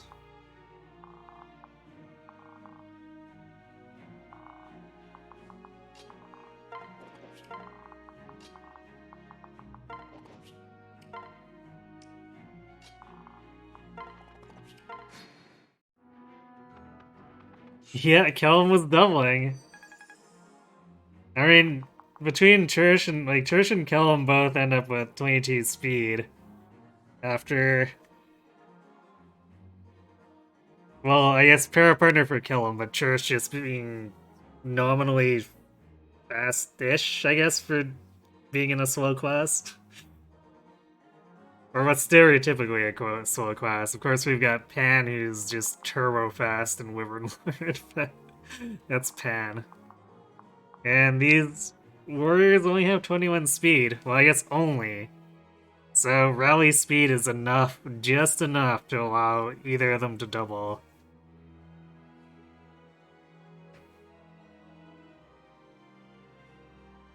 As I mentioned before, these aren't maddening warriors who would be coming in with 30-some speed instead. The awakening ones are, unless they're named enemies, are usually relatively tiered in terms of their class. So, like, we're probably actually gonna see additional doubling on enemy generals and, well, maybe warriors as we keep going. I think warriors do grow a little bit faster, so they might outrun the doubling. But generals probably aren't going to be any kind of issue.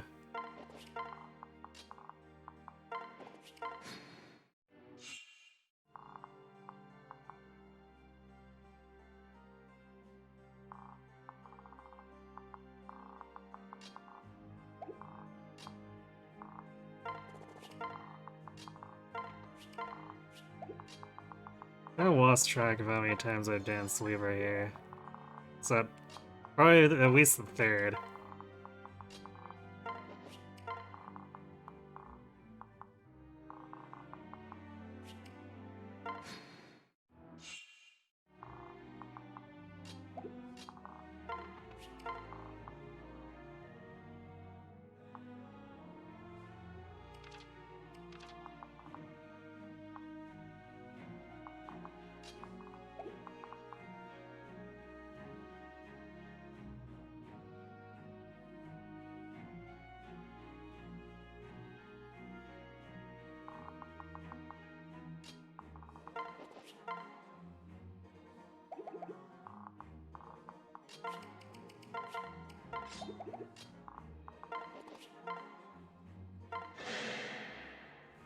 Stay with us.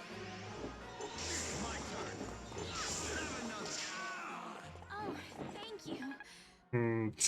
Crom's accuracy also kind of worries me at times.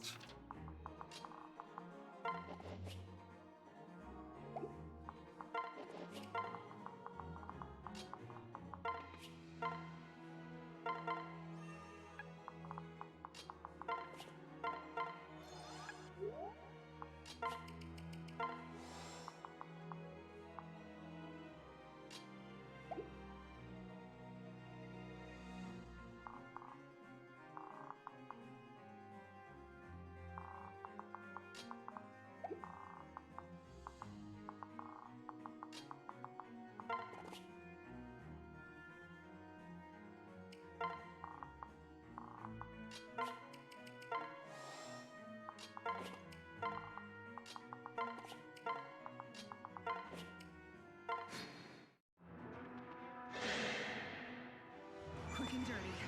I like it. Watch it! Miss this. Save some for me. They've gotta notice this.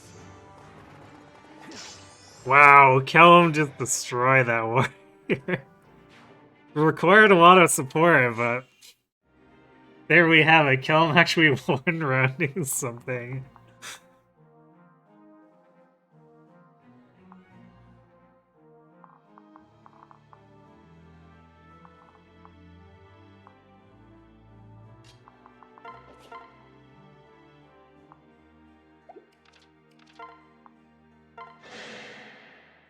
It's all right. Yeah, double Luna Kellum as well. Which his strength, his skill is not super good. Yeah, 27, so double 27%. That's fairly unlikely.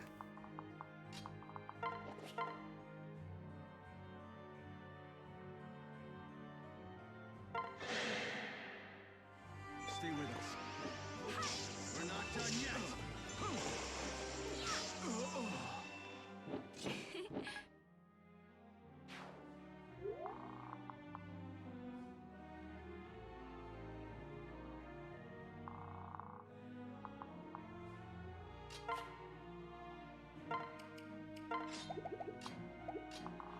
Okay, moving on.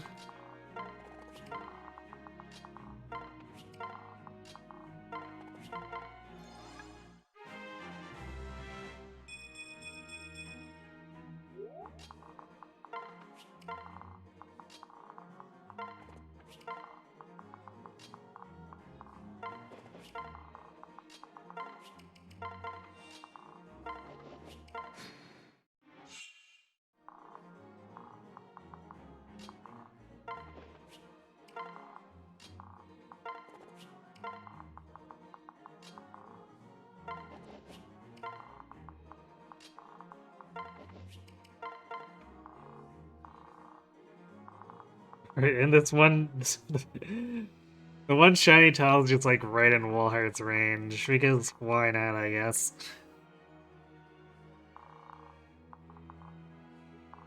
We want to try to get these ones with Roman, though. We're trying to see if we can push...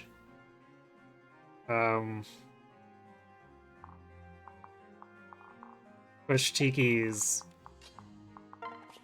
support points with us up to a threshold where we can just get a support right away instead of having to do 2 maps. We'll see, though.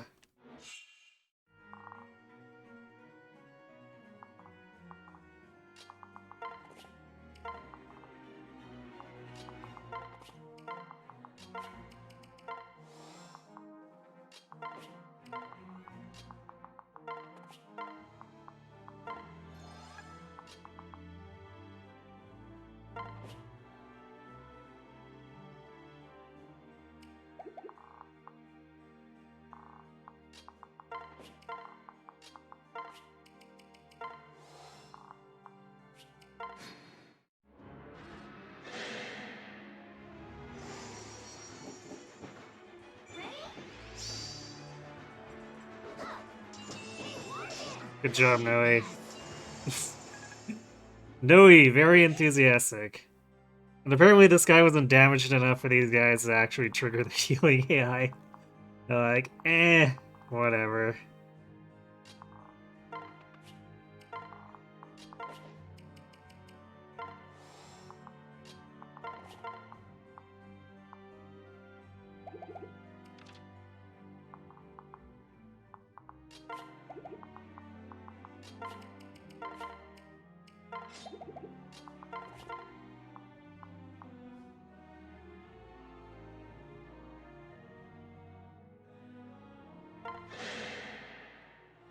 I'm right here. This is my big moment. Pathetic.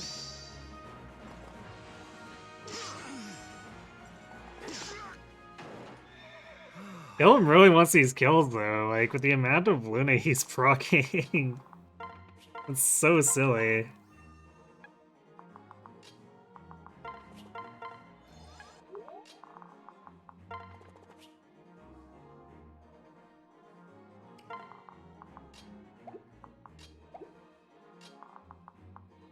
But certainly we know we can fault him for a lack of trying, that's for sure.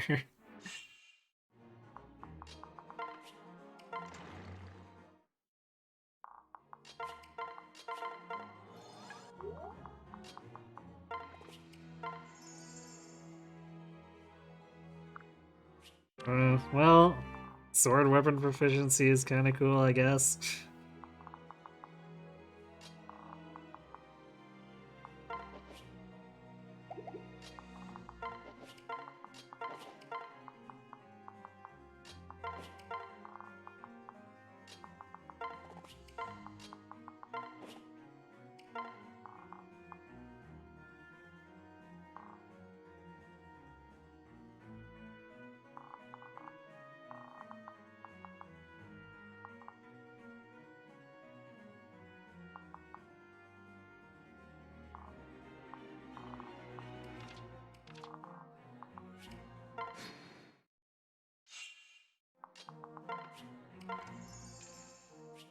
Yo, Dragonstone.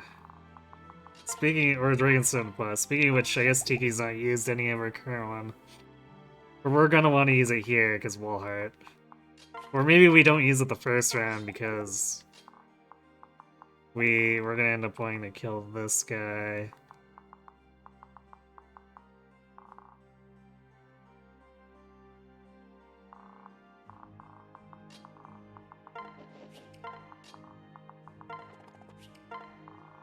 Yeah, well, I guess we're probably not overpowering Wallheart by having the Dragonstone Plus equip, but eh.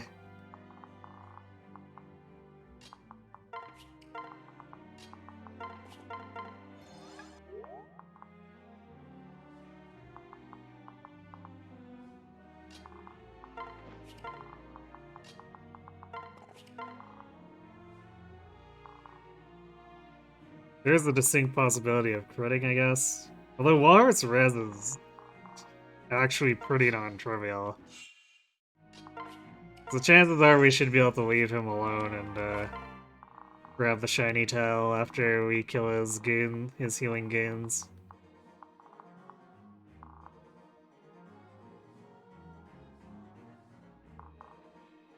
But we also don't want to really be caught between...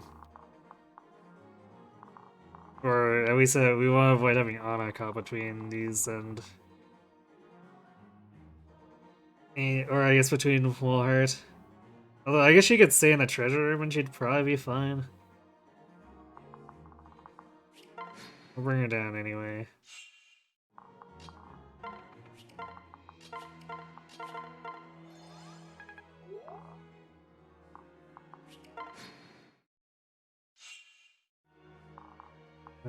I think we need like 4 more turns with Libra and Olivia dancing.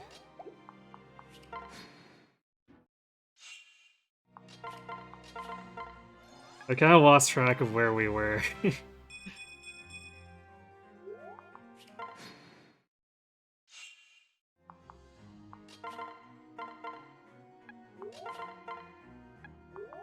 Yeah, the healing should reduce that a little bit there too, so 1 more turn after this.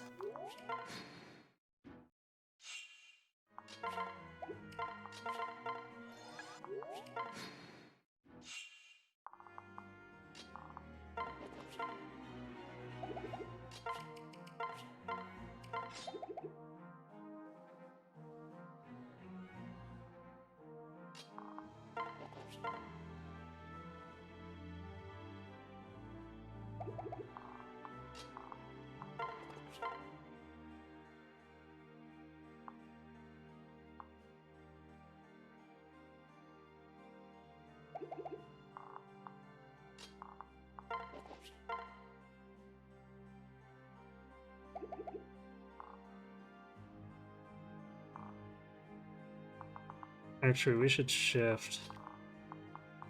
I'm gonna shift Olivia.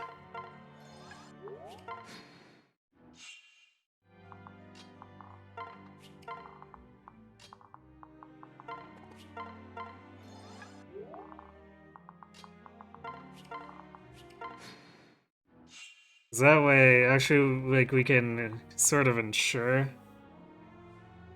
that we also get the shiny, just blow this guy up, and then rescue Dance, get the shiny.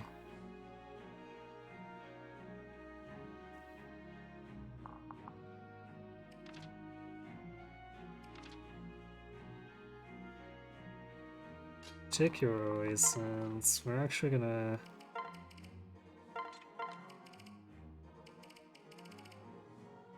take away the Seeds of Trust. Actually, me?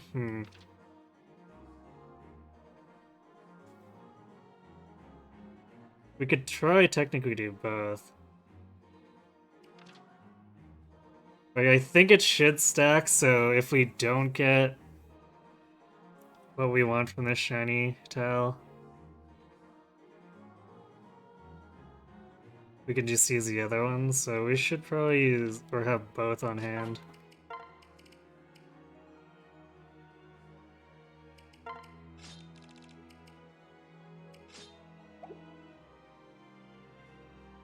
And we'll use one now.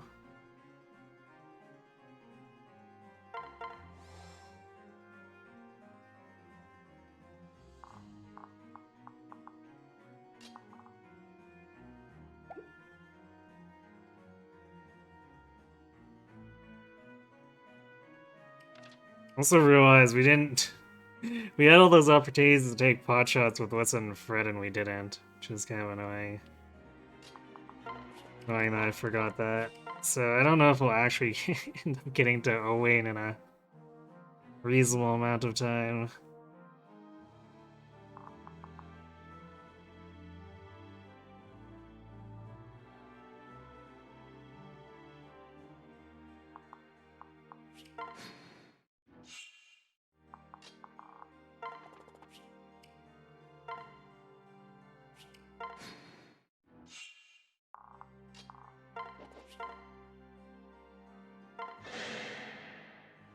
My strength is yours.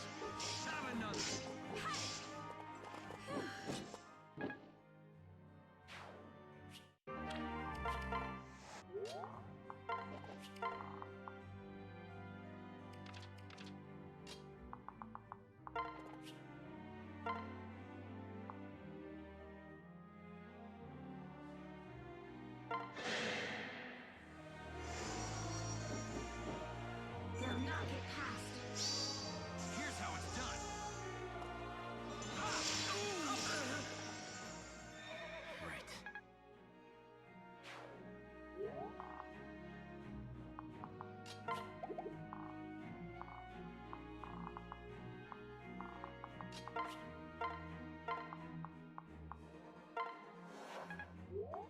Things we do for supports.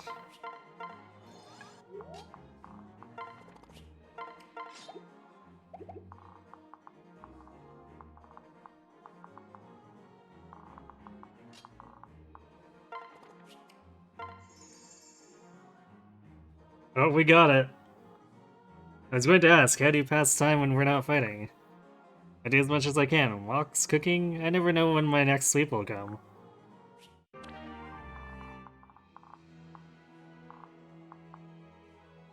Tiki just too narcoleptic.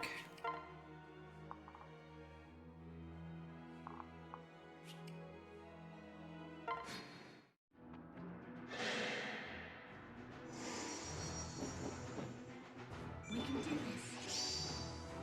Get ready. My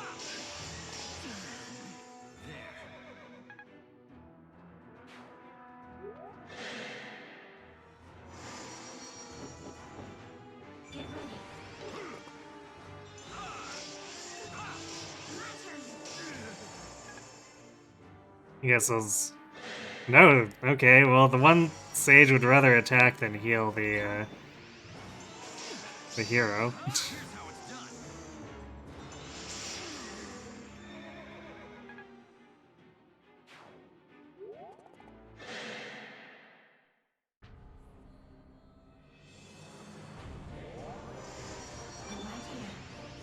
I'm right here.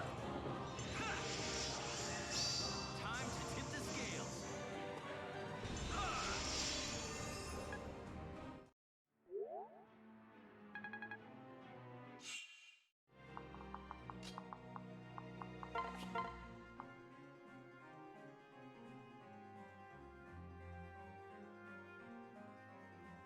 Guess we got a pretty poor crit chance against him.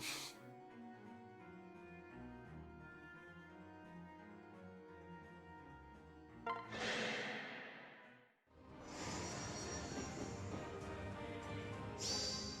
believe in it. Checkmate. I will aid you.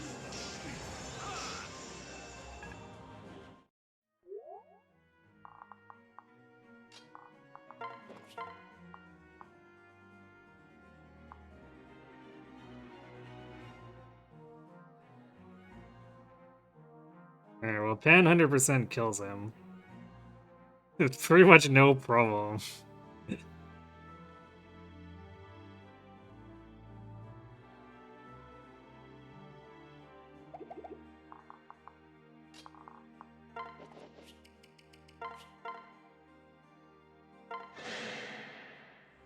can do it. My turn. Wow, did the dual strike that actually hit for 5 damage? Wait, what? Lissa, when have you been lifting and I not noticing?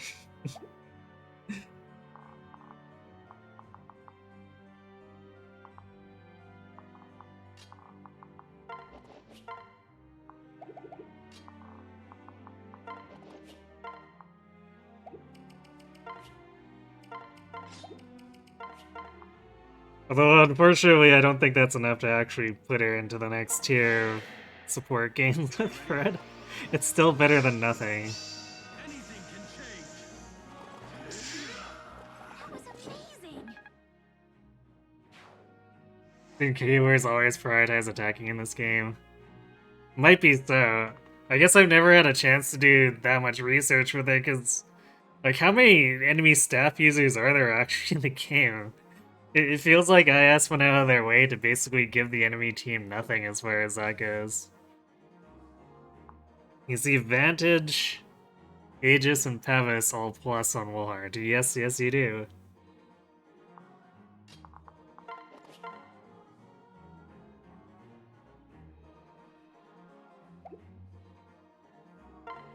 Well, that's 12, so...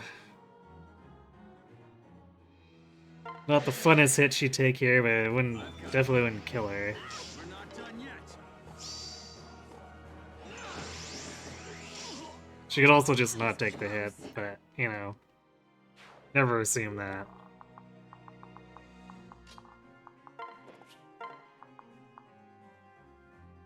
Alright, Pan, Quizzle's out.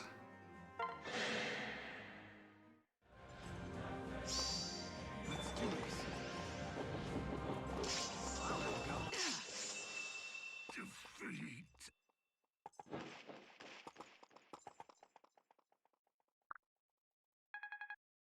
23 experience. My lord.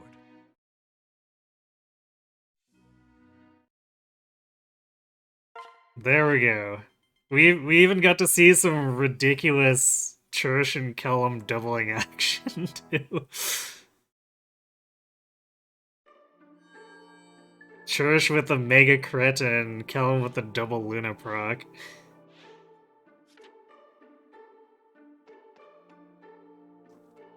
Seraphobe on sale. I think I'm gonna go for that.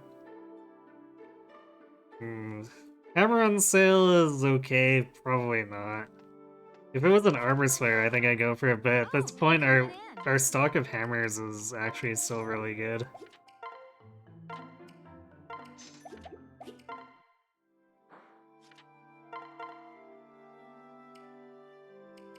So I could give it to Sumia, I could give it to Kelm.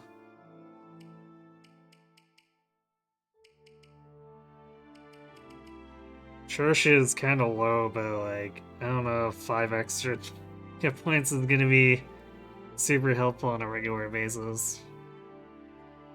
Like, what she's good against doesn't usually even 4-hit KO her, and what she's bad against usually annihilates her, so 5 hit points isn't gonna help in either way.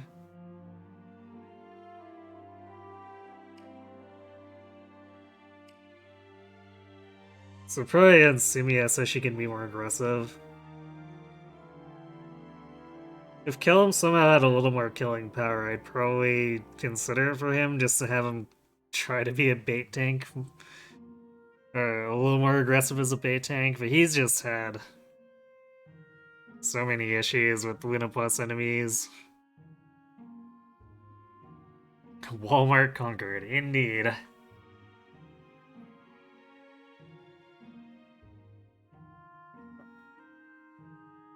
Toilet paper for all.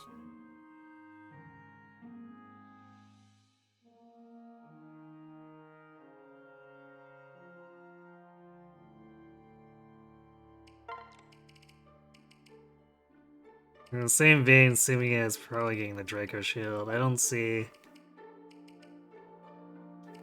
us really needing to throw that pan. She's kind of at a point where physically, if it doesn't have counter, she's usually just like, eh, I'll fight it, and I don't really care. Hello, Raging Crane. Am I winning the game? Yeah, so far, yes. We're making silly units work. Although not all of them are silly units.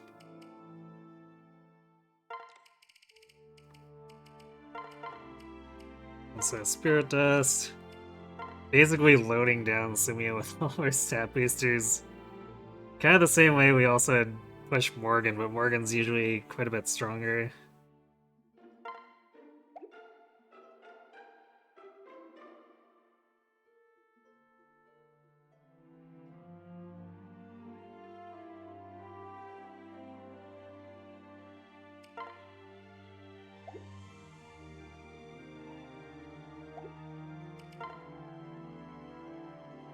Now, looks like we did get... Yeah, we got the TKA. Success! Well, Kellum need more to start performing on his own. I mean, that's kind of a good question. I think a big problem is that a lot of even the enemies he's good against, like, is illustrated by Yarn's paralog. He has problems killing them, kinda. Even though he's got 35 strength. Plus what Sully provides, so it shouldn't... in theory, it shouldn't be that much of a problem, but I guess another major thing is that his speed is so low that he can never really be completely reliable as a tank. Because as soon as an enemy with Luna Plus shows up, like he loses at least half of his health, if not more, if he lets them attack him. Because, let's be frank, Kellum has basically no avoid. He is basically gonna take it in the face unless Sully decides to dual guard.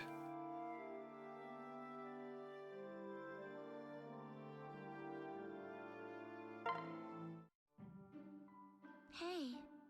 Narnar. Huh? Hello, Tiki. It's just me today. No Marmar here, I'm afraid.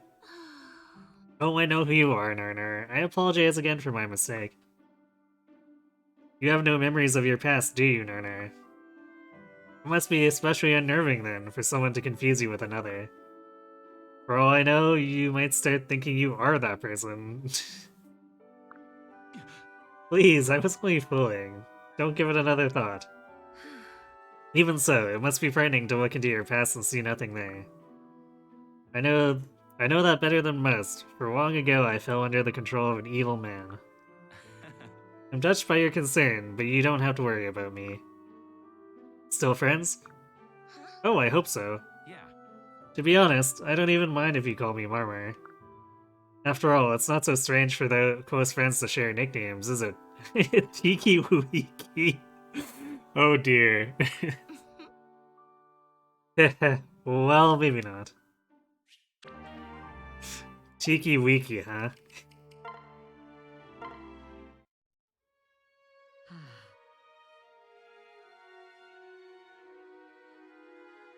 Though it sits in my palm before me, I cannot believe I have taken this step. Hi, Libra. Oh, he's rehearsing his proposal. Oh boy, Narnar. Yep. Oh boy, indeed. Hi, Libra. Oh, Olivia. What did you see? You standing there? A couple of trees, maybe? You didn't see anything in my hand? No, geez, you're acting really weird right now. Anyway, I came to give you this. As thanks for the dancing lessons. Really? The crown of flowers? Why, it's beautiful. Did you make it yourself? Yeah, it took me a while, but it was the least I could do. Here. Bless you. Thank you. Well, So, okay then. Guess I'll be going now.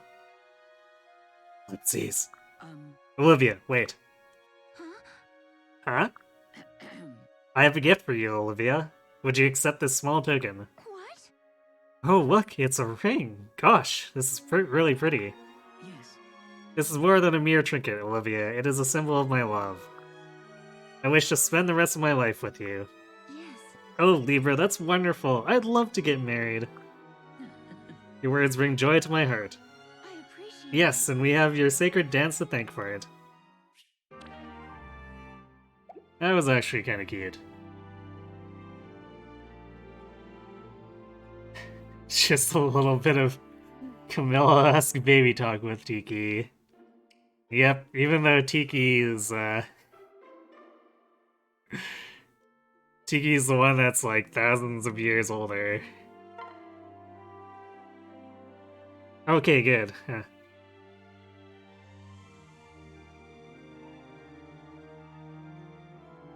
So I must have...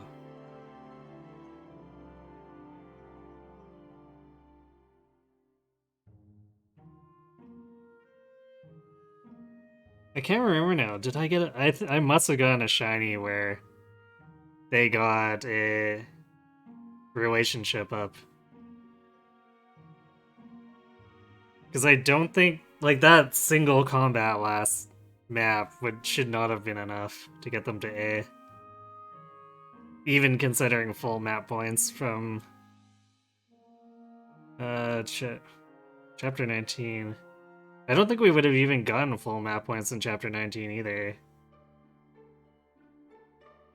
So I guess they must have had lingering points from when I was still deploying Fred and Lissa was healing.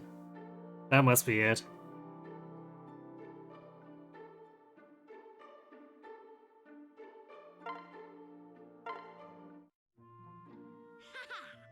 Come, Frederick, it's time for your lessons. And don't bother trying to hide this time, you're terrible at it, you know. Huh? Ah, there you are. Come on, didn't we have fun last time? Oh. Doing what? Wandering about camp, bothering the others for no cause? Or do you mean when we laid in a field, aimlessly staring at clouds for hours? Both. It was amazing, right? Rejuvenating? Life-changing? Uh-huh. Well, It was exhausting. In all my years of training in combat, I have never felt so tired. A clear indication that you need to relax more. You're too in shape, Fred. Frederick. Too in shape. Phrases you don't expect to ever see. Wesson and Fred also have a slightly faster support. That's fair.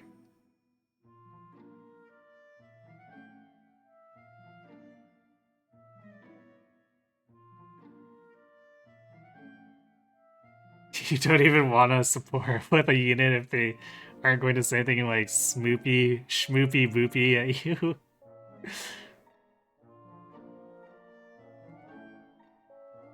But then, that eliminates so many supports, Brad. You need a more open mind. Ellipses.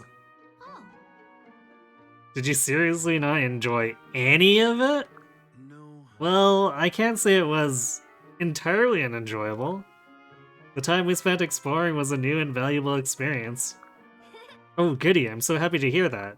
Ah, If you are happy, then I am happy, milady. right.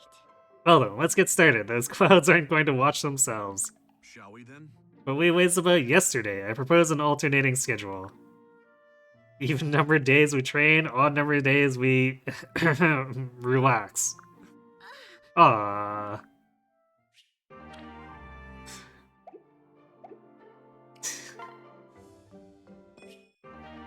You know, for all as much as I use Wissa and Fred, I don't think I've ever gotten them to A before. Like, usually we get to B, and then just Fred's too benched to get anywhere.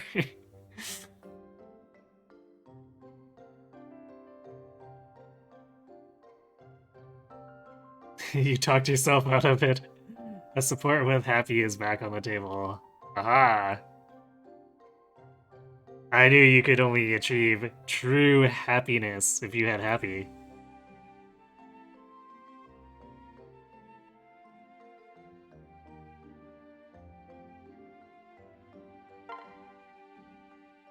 Alright, Tharja, kill him for your more useless barracks. Cool.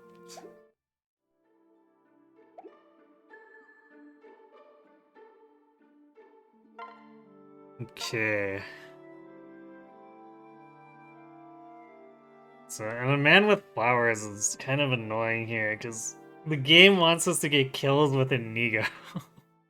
If we want to actually get any of the treasures, and there's some pretty valuable treasures too.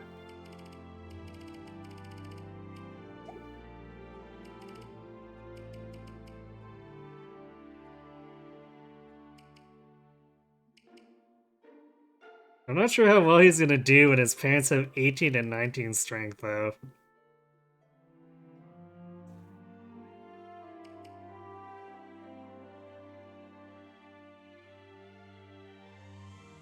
Like, we're probably gonna have to try real hard to set those kills up if we do. I guess one thing we could do is invest in a Master Seal to get him into a place where he might be able to do more.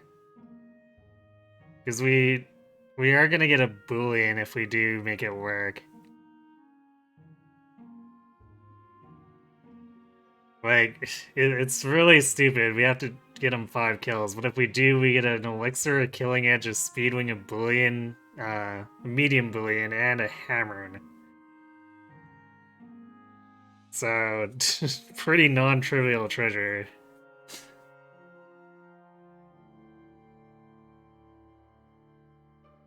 She can call you Chatterbox, and frankly, if she tells you to eat dirt, you gotta at least consider it. Oh my.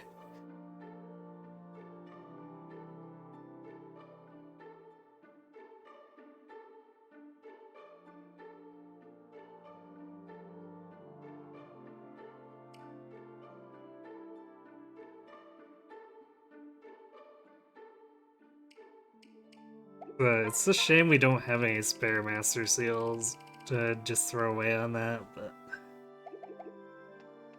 Actually, none of these Annas had Master Seals for sale, did they? Well, Discount Master Seals is what we're looking for. Just regular price doesn't help us. Short Axe. Alright, in the arc when that was for sale for like a 100-point discount.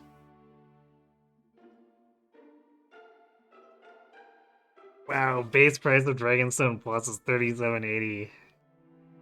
Big oof. Actually, the bigger oof here is that the Anna has Rex Excalibur and is blocked off. Would definitely have liked to actually get that Rex Excalibur.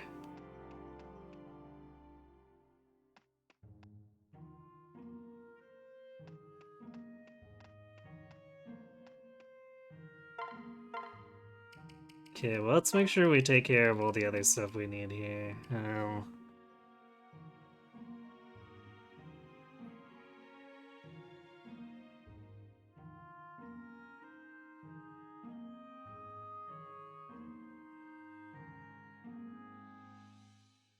This chapter is also kind of scary because there's a small fleet of Dark Flyers and Griffin Riders hanging out. I think they start moving on turn 2. I could be wrong, but they're pretty aggressive if I remember correctly.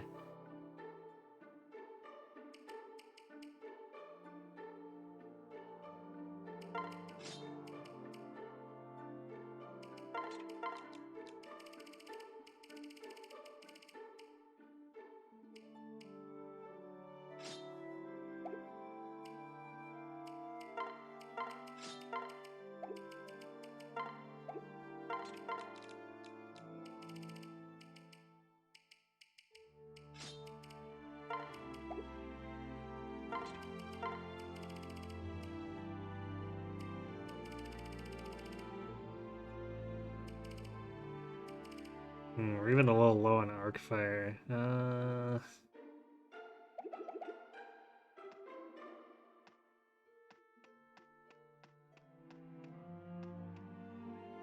Guess we gotta buy some more of the big tomes. Because fortunately we can sell the beast stones here to finance things.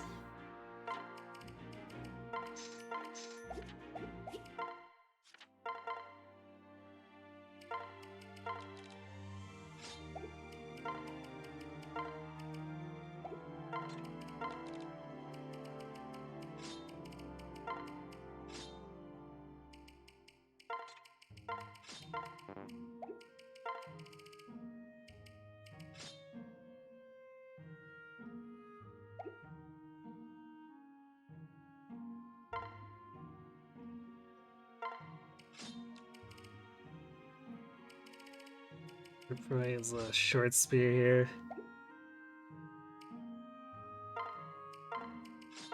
I guess Pan should be able to help to summon a Ray.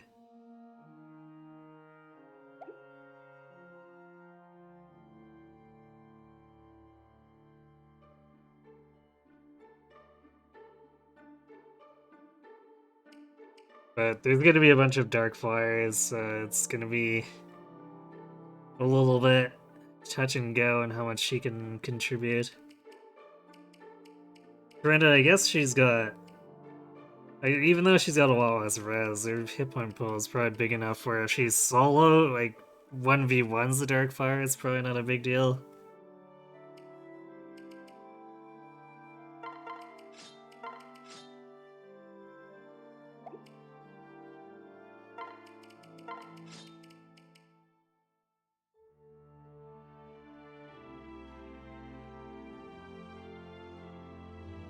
I think this is one where we don't actually need Ana.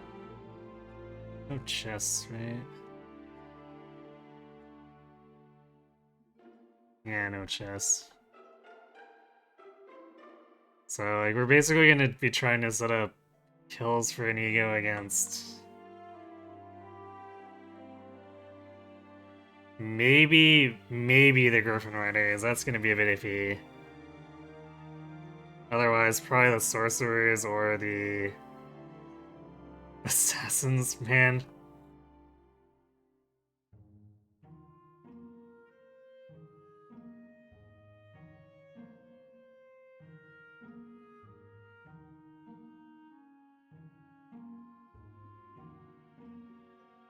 I think we're definitely gonna need the Master Seal if we want to attempt that.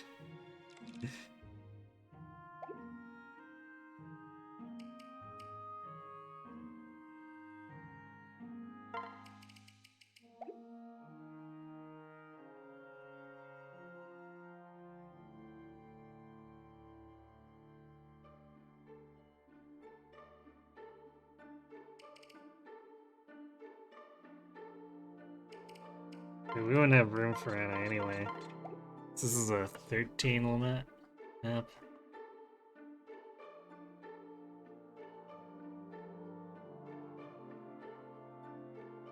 I really wish I wish the deployment limits wouldn't fluctuate so hard. Wish there was a hard to get item in this, or hard to get item in this game that removed all the overworld spawns. Yeah, it would be nice. Granted.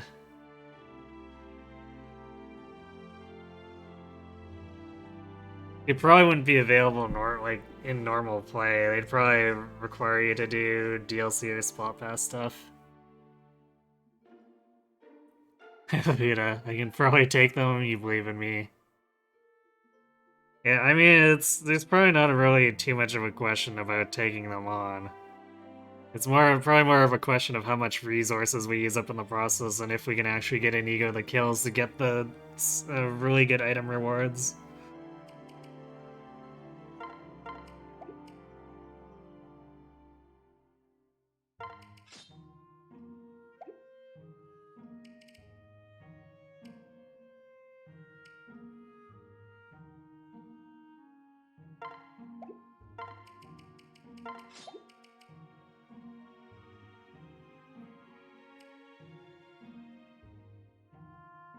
We might actually...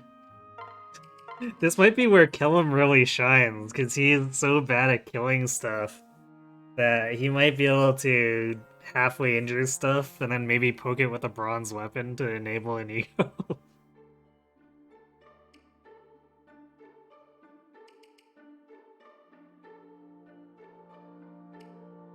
How about that for unlikely scenarios? Also, okay. Olivia is not giving or doing him any favors with special dance, so we'll have to pass luck +4. Yikes. Libra? Well, I don't think Renewal's doing it. Do we? None of this is really something that helps Inigo if we throw it at him.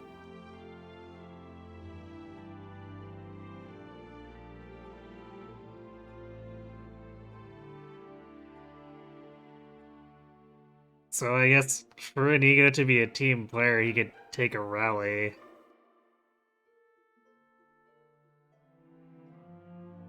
Rally magic, I guess?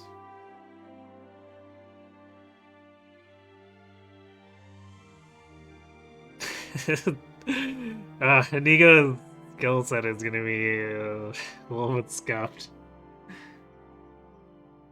Oh, you meant the Revenant's blocking me from the shop. I mean, we could also probably take them on with Robin. But it would probably cost us a ton of resources that would just not really be very great. And yes, I do see the Kappa, but...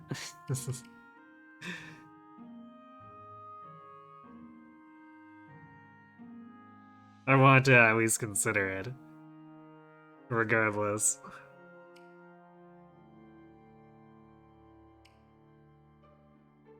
Okay, well...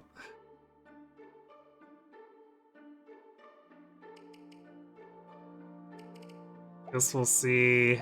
Let's buy that Master Seal and see what we can do with Inigo here.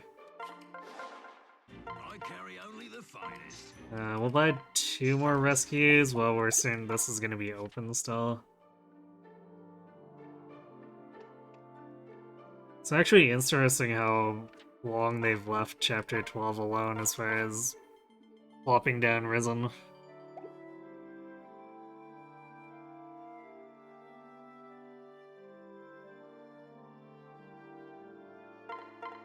Actually, what is our strongest C rank sword?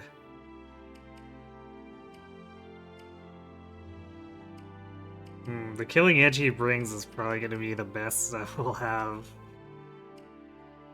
Well, but yikes. Because the Leaf's blade is more accurate, but it's also a lot less might. I guess we could give him the Roy's blade for slightly more hit.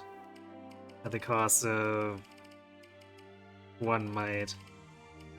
It's a little bit better of a trade-off.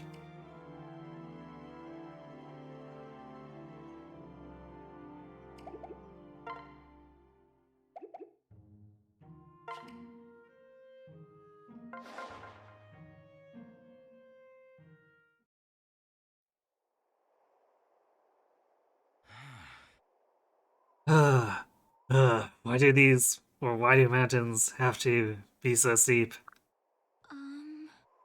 Here, have some water. Oh, Thank you, Olivia, you're a lifesaver. No. Oh, hardly, I just flail around and pretend to dance, mostly.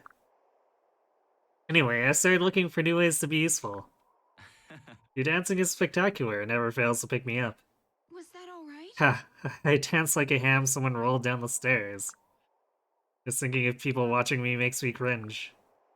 hey. We're near the bandits' camp, Narnar. They've ravaged surrounding towns with impunity for too long. It ends today. Right. Right. Not today. Not today, rogue. I've been stabbed for like 5 damage. Clearly a fatal wound. All safe now. All safe now, Buttercup. Inigo, the crying part is over, love. Now give us a smile. And perhaps a wink if a fellow can be greedy. Inigo, you stupid fool. That bandit you slew has dozens of friends who will be terribly cross with me? Aye. Worry not, I'll mop up the lot of them and be back in time for tea. No. You mustn't, they'll kill you. She knows what she's talking about. Don't do it, Inigo. Oh ho, don't be silly. I'd never let anyone ruin this perfect face. Surely you want them gone as well, yes? So that you may rebuild in peace? Oh. Of course, but... then let us have no more frowns. A smile like yours is not a treasure to be locked in the in the king's dungeons. I'll meet you in town once I've sorted those pesky bandits. Perhaps then we can discuss my reward. Ho ho.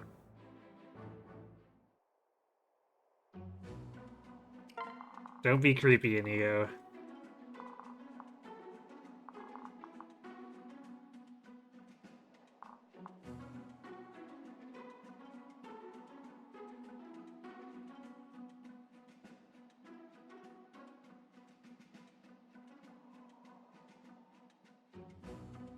Yeah, we might be able to set up this one for Inigo. There are a lot of assassins here, and I think they all have pass. Well, I guess it wouldn't matter. Even if they didn't have pass, they all bring swords, so we can't exactly archer trap them. True, what are Inigo's stats? 28 with a killing edge, so if we promote him, he's probably... I did bring it. So if we promote him, he's probably hitting like 31 or 32. Well, actually probably more like 30, because we're probably going to go for a hero. So that he doesn't whiff.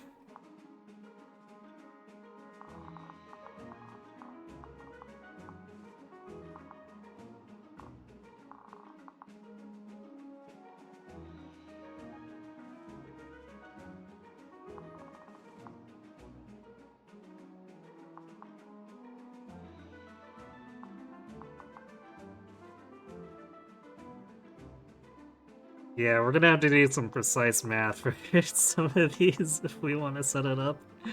Also, we can't do it on any of the sorcerers with advantage.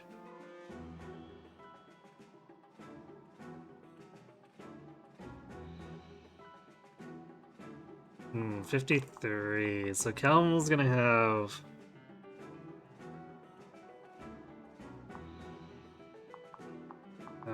Times a plus.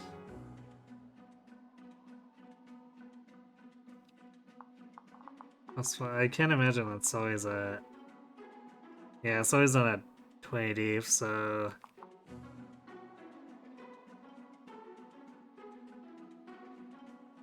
That's gonna be 43, so double for 10 twice. A little bit oof, but I mean, he's got a lot of health, so whereas this guy with Luna Plus would obliterate him, take away. Actually, would that kill him? He got attacked by a Luna Plus one, because it would deal 21 more damage, so yeah, 31 twice. These archery or these assassins can actually one round kill them if they have Luna Plus.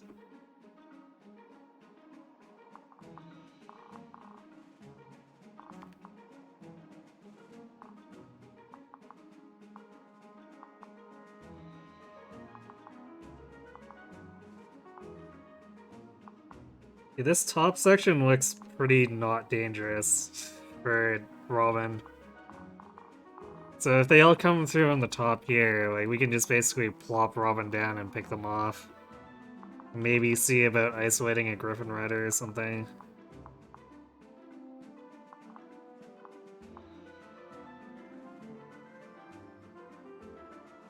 Probably this Tomahawk guy. Because then it'll give an Ego weapon triangle advantage, and he's weak enough that Kellum can probably just whittle him down until he's within killing range.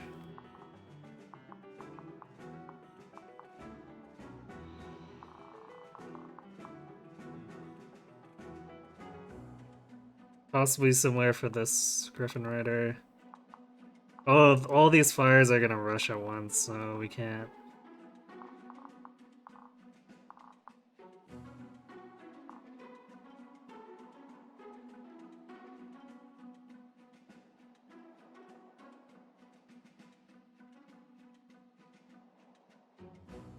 Can't be too complacent about it.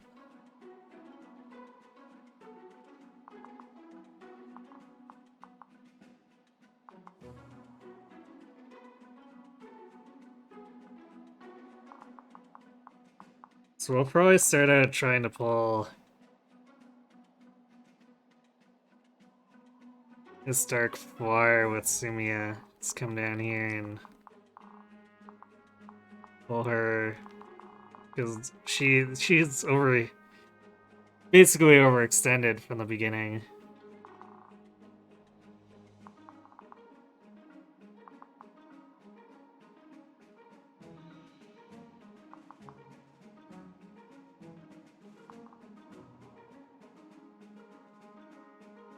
Well, actually, I don't know if maybe we'd have to probably use Rescue to actually get Sumia down that far.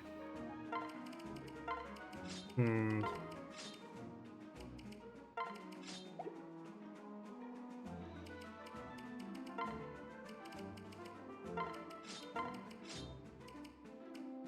Because we could delay getting Inigo too, but we want him to get that Master Seal and promote right away.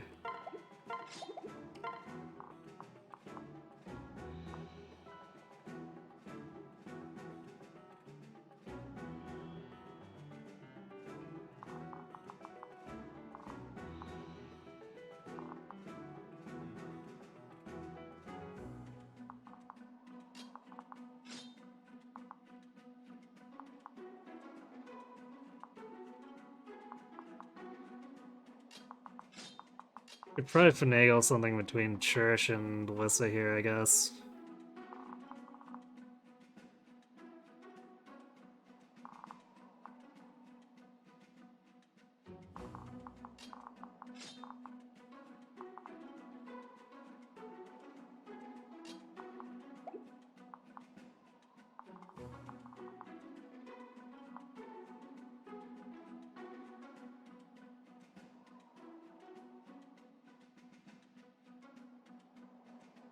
Yeah, we'll probably end up with things in a bit of a disarray, but we can fix our pairs while we wait for the flyers to approach. I think these guys don't actually pull until we, like, aggro one of this pack, and then they start moving. So we'll do what we can to leave the fort alone for now.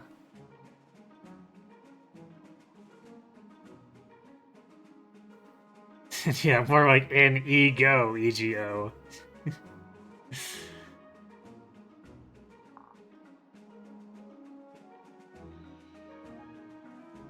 But at least his name is not Laz Slow, right? Right? Eh? Eh?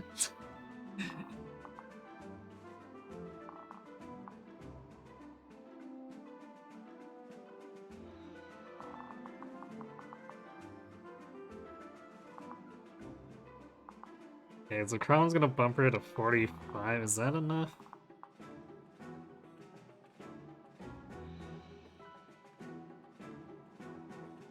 It's just barely enough.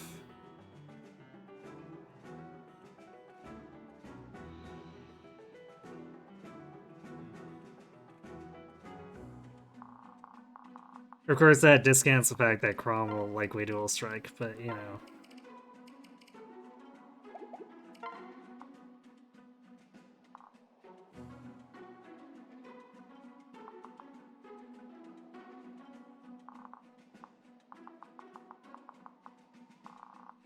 True, wow. I don't know if we can get...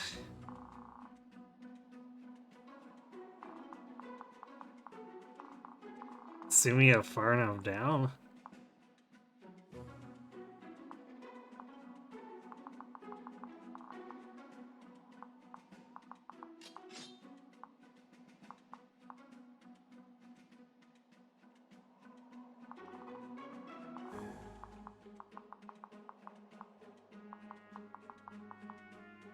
Yeah, she's still actually short with a dance.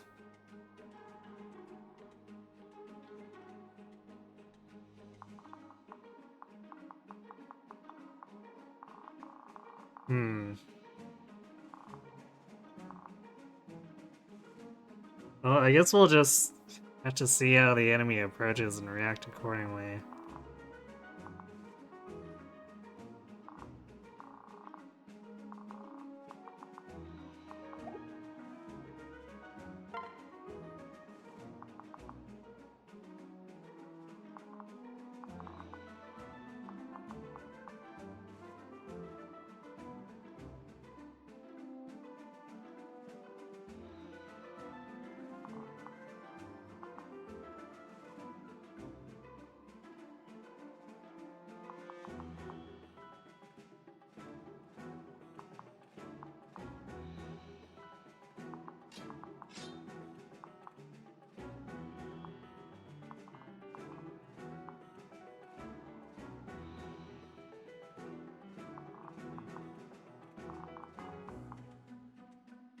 So we'll recruit with Chrome and then I guess dance Sumia to get her over here. If nothing else, I suppose she can like do some Gale Force pickings.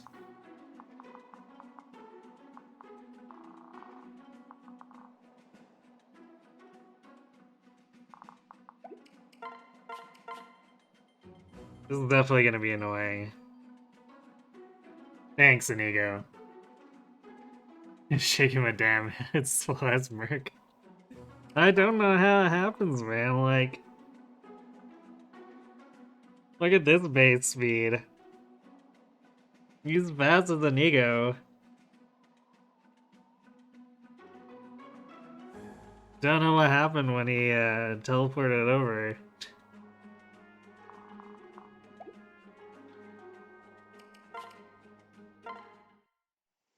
Really? Their hold is just ahead. It should be... Wait, what's that? Gods, that man is fighting them alone. Come, let's lend him a hand.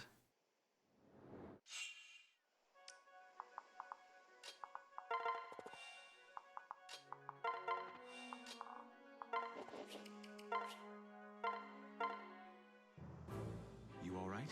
You alright? Me? Ha! It takes more than that wound or that to win a rogue this charming. Now then, who are you? Not an enemy, it seems. I'm Crom, leader of the Shepherds. We came to deal with the bandits, so it appears our purpose is shared. Huh? Crom? Then you're Lucina's... Hmm? What's that? Oh, jeez. What? Come on. Please don't stare at me like that, I get so terribly shy. Aren't you the one who's been staring at me? And why did that line seem so familiar?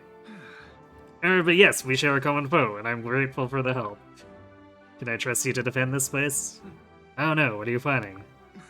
I aim to crush the rascals who make trouble for the village, naturally. Yes, with those stats, I'm sure.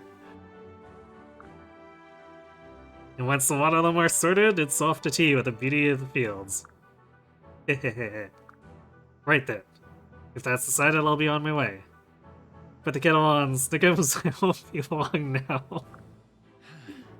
He's nothing if not eager.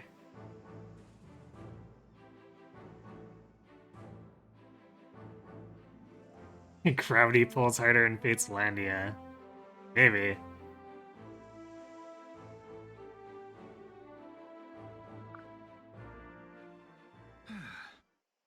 Well then, I think 5 kills should be enough to impress a simple village girl. 6 might earn me as weak, yes. That is tempting.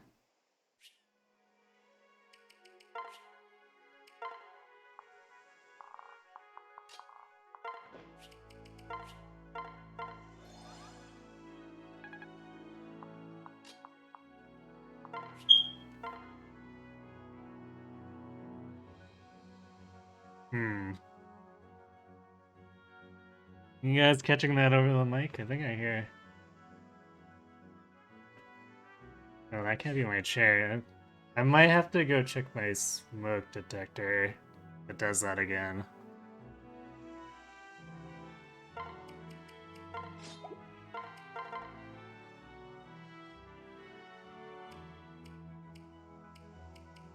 And no matter what he promotes into, it's the same. Although I guess Bonehate would give him bow access. I think Lucina's still holding the bronze bow though, so that's probably not doing anything for him. Damn it. Alright. Give me a second, I'm gonna go check it.